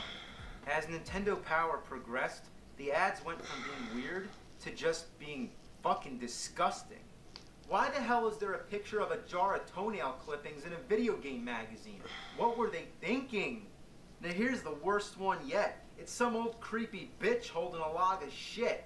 God damn. One ad was so gross, I stapled the page shut. I'm actually not joking. Then this one just shows a hurl bag.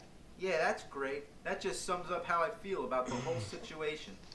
Nintendo Power. Don't open unless you got a barf bag. Each issue always came with a poster. As you can see, I still have them on my walls, but each one represents frustration. Getting these things out without ripping the fuck out of the poster is just a real shit sucker. Ah, fuck!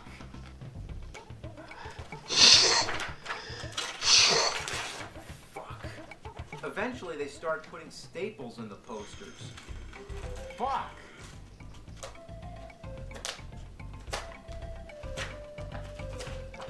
Piece of shit. Besides the posters, there's a lot of stupid shit like this Donkey Kong Island t-shirt. This weird scratch and sniff Earthbound thing. Oh, it stinks! Then there was also these cards in the back. I mean, what's the point? Star Fox looks fucking pissed. Speaking of Star Fox, there was also this fighter jet paper cutout model. Then there are those magic eye pictures. You're supposed to stare at this thing and see Mario or something. I don't see shit. There's also a contest in every issue. Grand prizes would include a sneak showing of the Ninja Turtles movie, a chance to meet Arnold Schwarzenegger, to win Bill and Ted's phone booth, to win a Street Fighter II arcade machine, to dig up dinosaurs, or to be an extra in The Mask 2. The Mask 2? Oh, that's a great prize. That movie never got fucking made, unless you count Son of Mask, but that wasn't until about 10 years later. And did they give the winner a rain check for that? To be in a movie with a computer-generated baby, or any of the other sequels to Jim Carrey movies that don't have Jim Carrey? Then there's this prize. It's just plain weird. Have you ever dreamed yourself in a tropical paradise, surrounded by sea and sand, a volcano rising at your back? Well, not if it's erupting like in the picture. It's tropical, dude. There's the sun. I don't really see the sun. There's fun. Oh, that's where the fun is, right there. Surf. Okay. You're right there. Okay. Sand. Well, that is definitely sand. And trees. Yep, there are trees all over the place. There's also a contest to design enemies for future Mega Man games. Some of the entries would include Balloon Man, Sun Man, Yo-Yo Man, Spring Man, Magic Man, Clock Man, Whip Man, Spook Man, Clown Man, and the only two female characters were Mega Woman and Mega Girl. Then there's Weasel Letta and Terror Teddy? What the fuck? Nintendo Power was great, but as it went on, they made some dumb decisions. It was really nice when the spines were all numbered, so I can easily organize all the issues, but then, what the fuck? That's so inconvenient. I mean, some of them didn't even have the number on the front cover. You had to open it to find out. Then they came back to their senses and brought the spines back with a picture of Mario. Way to go, above and beyond. So, let's read some letters. Here somebody asks, do your Nintendo tapes only last 5 years? Does it matter if you set them on chairs or if you put the controllers on the floor? Huh. Here's somebody sending a recipe for Mike Tyson's punch. Oh, that's funny. Oh, and oh my god, here we go. We got a Zelda rap. It's a Legend of Zelda and it's really bad. The creatures in the game are really rad. This sounds familiar. Alright, now we got some Mario jokes. Why did Mario cross the road? Because he couldn't find a warp zone. What kind of fish would dare to attack Mario? A barracuda. How does Mario know what will happen in the future? He uses a Luigi board. Oh, God. Alright, now we got some Zelda jokes. How did Link win the basketball game for his team? He used his hook shot. What did Zelda tell Link when he couldn't unlock the door? Triforce. What did Link say to Ganon when he captured Zelda? Leave her alone. Okay, here's a really weird one. If Mario Paint has 41,664 dots available, judging from page 112 of the Mario Paint Player's Guide, and 15 different colors to choose from, then did you know that there are a total of 97885671219794100 different possible images to create on a single page? That's a lot, eh? Just thought I'd tell you. Thanks, Ian. That's certainly some useful information. Now we got some complaints.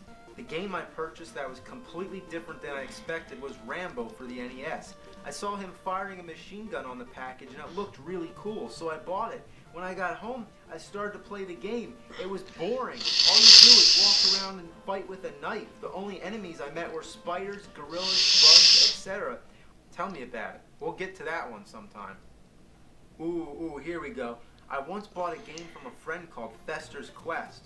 I was expecting a great game after reading about it at Nintendo Power, but with a magazine at my side, it took me 2.5 hours to make it to the first boss, and another 2 to make it to the second.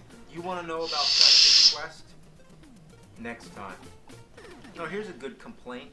So, nice names, guys. Mario 64, Super Mario Kart 64, Pilot Wings 64, Wave Race 64, Killer Instinct 64, and the list goes on. Yeesh. I'm not really mad, but I think you guys could at least put some effort into the names of the games. He totally has a good point, but here's the response. So you're saying you wouldn't be in favor of our plan to rename the magazine Nintendo Power 64? Wow, what an asshole. It is quite apparent what an active and important role marketing plays in the video game industry. I have to wonder what you are thinking when marketing the Nintendo 64 to elementary school gamers. You risk alienating gamers 15 and up.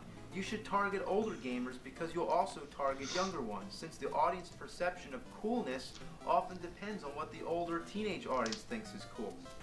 I agree. In response, your suggestion inspired us to target more teens with our marketing. So tune in to a very special episode of Friends this week to see... Okay, here's my letter. Dear Nintendo Power Editor, what the fuck is your problem?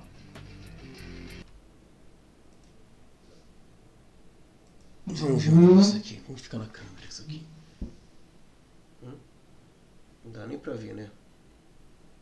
Os emendas, né? Não. Esse aqui eu acho que tem.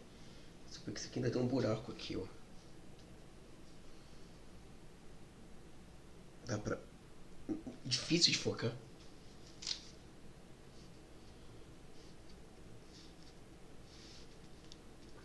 Câmera nessa luva aqui. Vamos ver se eu tiro a luva da mão. Se aí tem como focar melhor.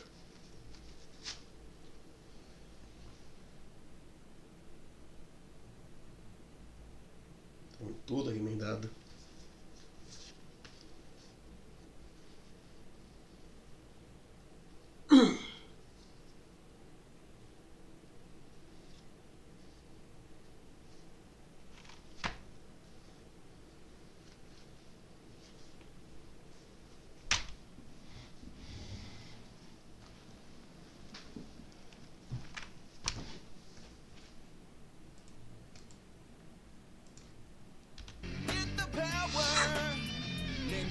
Power. Get the clues that you can use. Nintendo Power. Higher and higher, fighting your way through enemy fire.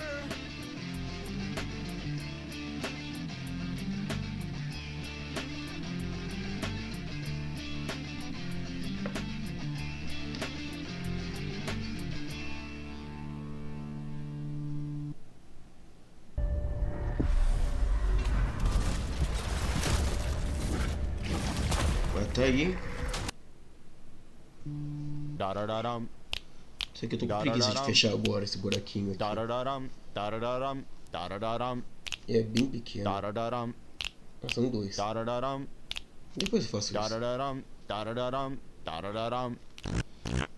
Were you expecting Tô ficando sem essas... maybe the Ninja Turtles? Deixa eu abrir aqui. Eu We're tô gonna ficando sem play os restos some de peixe já. Fester's Quest, and this is gonna get Bom, ugly. sexta... So there's Uncle domingo eu vou fucking comprar mais Fester uns, minding his own então... business, sitting outside. Then aliens come down, and, well, that's the plot of the game. Fester's gotta save the world from aliens. If it happened in Simpsons, why not the Addams Family? Makes as much sense as Tim Allen fighting dinosaurs. Yeah. So anyway, I'm just shooting these purple jellyfish things on the ground. What's the point? They don't hurt you unless you deliberately walk into them. And why is part of my body disappearing? Anyway, they leave behind items, but why couldn't they just have the items lying on the ground rather than having to blast your way through this shit? Sometimes there's a bunch of them like stacked together in one spot. It takes fucking forever, it makes my fingers tired. It's just another gimmick to make you buy a turbo controller. So, I just picked up a better gun. It does a little more damage to the enemies, but it seems to dodge your targets. It just goes back and forth. And if it touches anything, it stops. Now look at this. I just want to shoot this fuckface. God damn.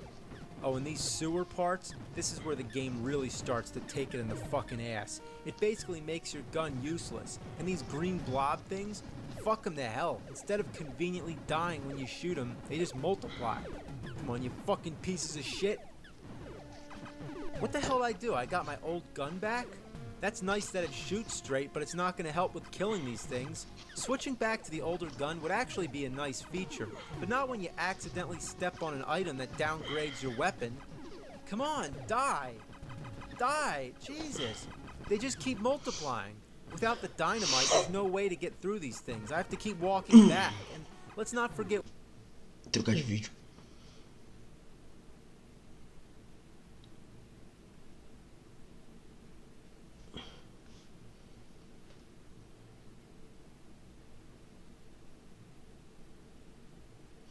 Eu já li essa tirinha, Fritz the Cat.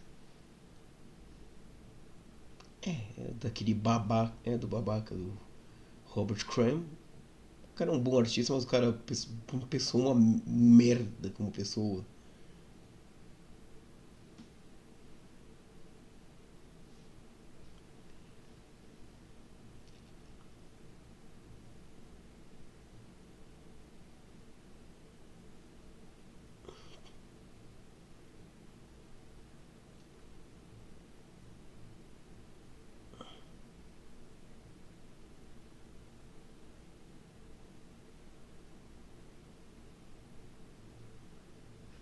Caralho, tá tendo vontade de ir ao banheiro. Bom dia, Vietnã.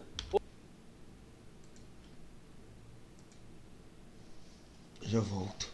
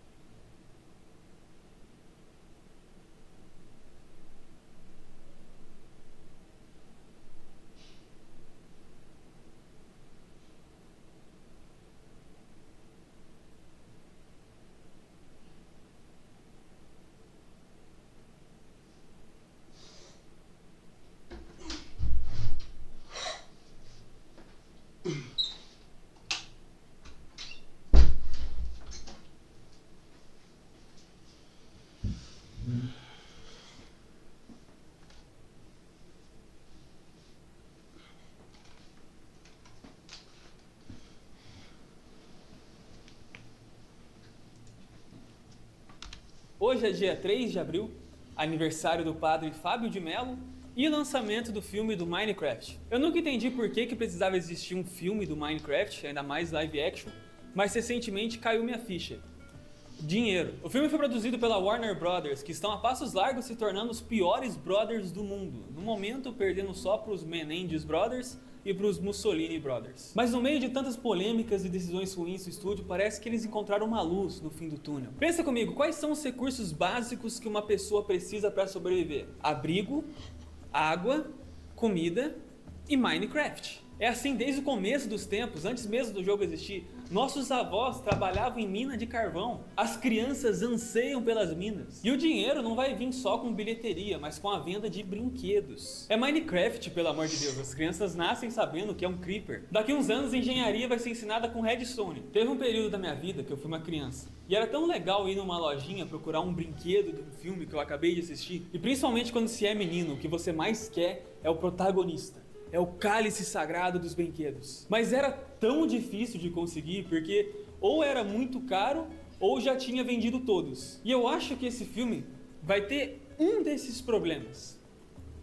Só um. Porque vamos pensar agora no Steve. Ele é um dos personagens mais icônicos dos videogames. Mas se reparar bem nele, você vai ver que ele é só um cara, igual eu me visto assim no fim de semana. O que faz ele memorável é que ele é quadrado.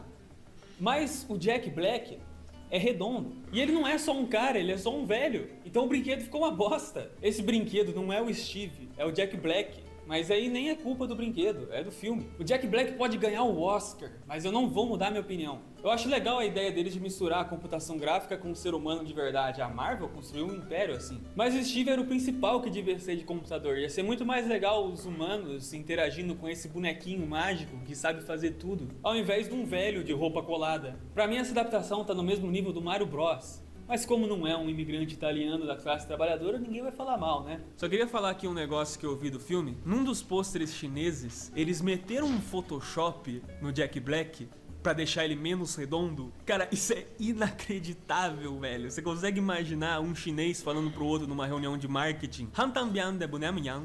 Aí esculachou, pô. Aí você vai me falar, mas Matheus, tanta coisa acontecendo no mundo e você tá bravo por causa do brinquedo. Mas eu não tô bravo, eu tô revoltado. Sabe quanto custa essa merda? R$280. A matéria-prima foi R$2. A mão de obra escrava de uma criança tailandesa foi 99 centavos. A exportação foi 20 centavos. Pra no final ele custar R$280 na ReHap.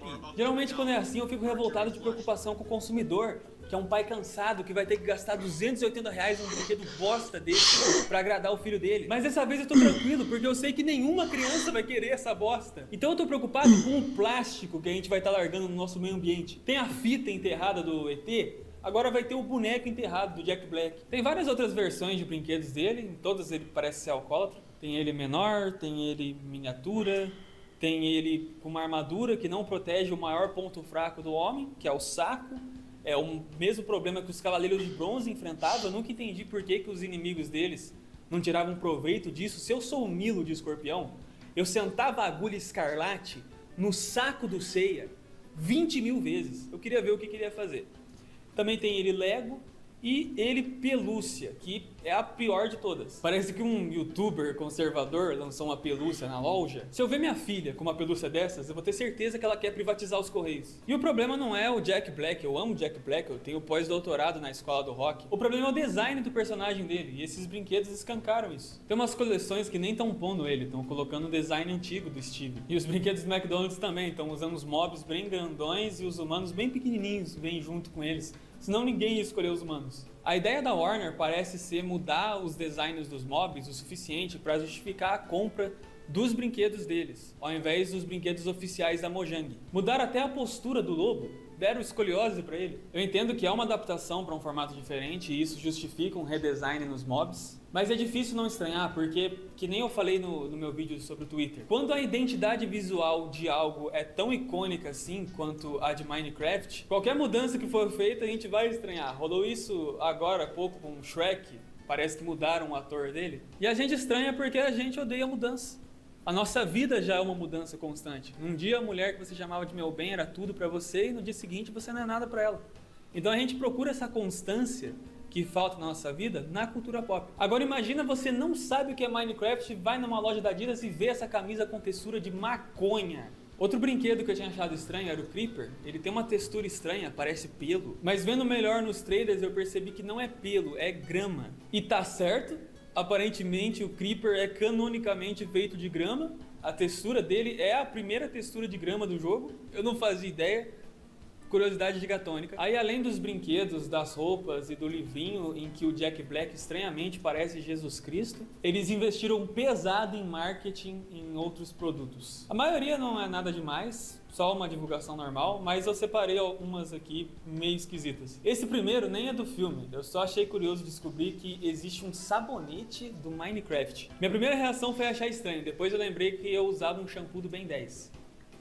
Então faz sentido. E aí a minha segunda reação foi dar graças a Deus que esse sabonete é do jogo e não do filme. Porque se fosse do filme ia ser o Jack Black no rótulo. E com esse visual, o Quatro Braços parece ser mais cheiroso que ele. Agora, os esquisitos de verdade estão todos nas comidas. Acho que nenhum desses vai ser trazido pro Brasil, porque a Anvisa não vai liberar nem ferrando. Já nos Estados Unidos pode, porque não infringe nenhuma lei sanitária lá.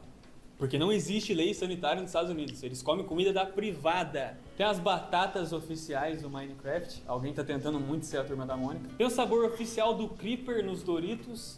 O sabor é vinagre.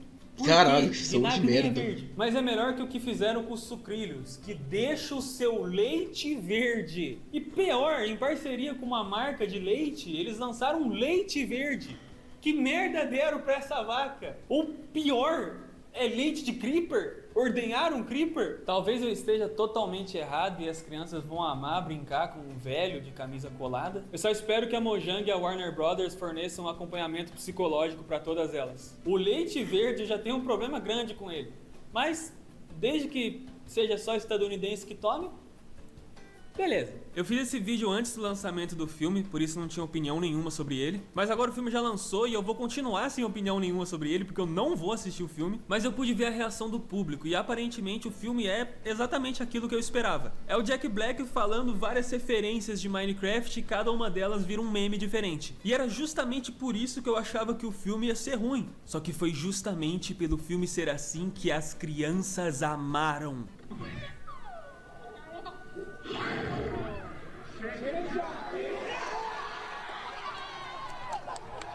Teve uma sessão que gritaram tanto que tiveram que chamar a polícia pra expulsar a molecada. Isso me fez perceber que eu tô completamente desconexo da juventude, que eu tô ficando velho e que eu vou morrer muito em breve. Exatamente isso que você ouviu. Esse filme me fez perceber a mortalidade do meu ser. Eu tô ficando louco porque eu não queria morrer agora, tem muita coisa que eu não fiz ainda, muita coisa que eu não conquistei, então eu queria mandar uma mensagem pra minha ex-mulher. Deixa eu ver minha filha. Não sei se as crianças gostarem tanto dos memes do Jack Black vai fazer elas quererem ter um brinquedo do Jack Black, mas pode ser que sim, eu não sei. As crianças estão muito estranhas agora. Eu vi esses dias um menino com uma festa de aniversário tema Roblox e ele tava tão feliz dançando com o Robloxzinho. Acho que os tempos mudaram, é que nem Bob Dylan dizia, não devo criticar o que eu não consigo entender. E eu não quero entender as crianças. Até porque o último youtuber que entendeu a criançada foi o PC Siqueira.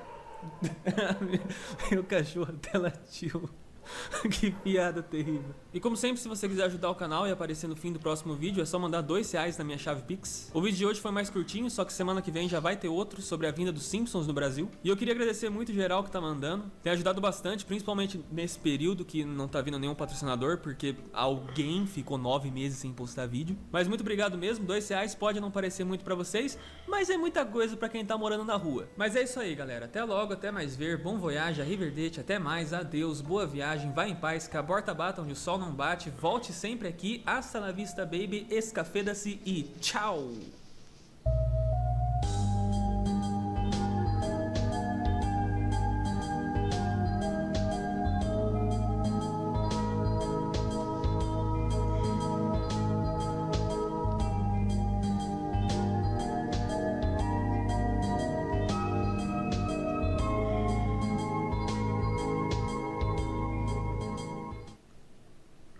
decide como operar. A Toro mantém a sua autonomia. Plataforma Profit Toro Trader grátis, sem precisar operar.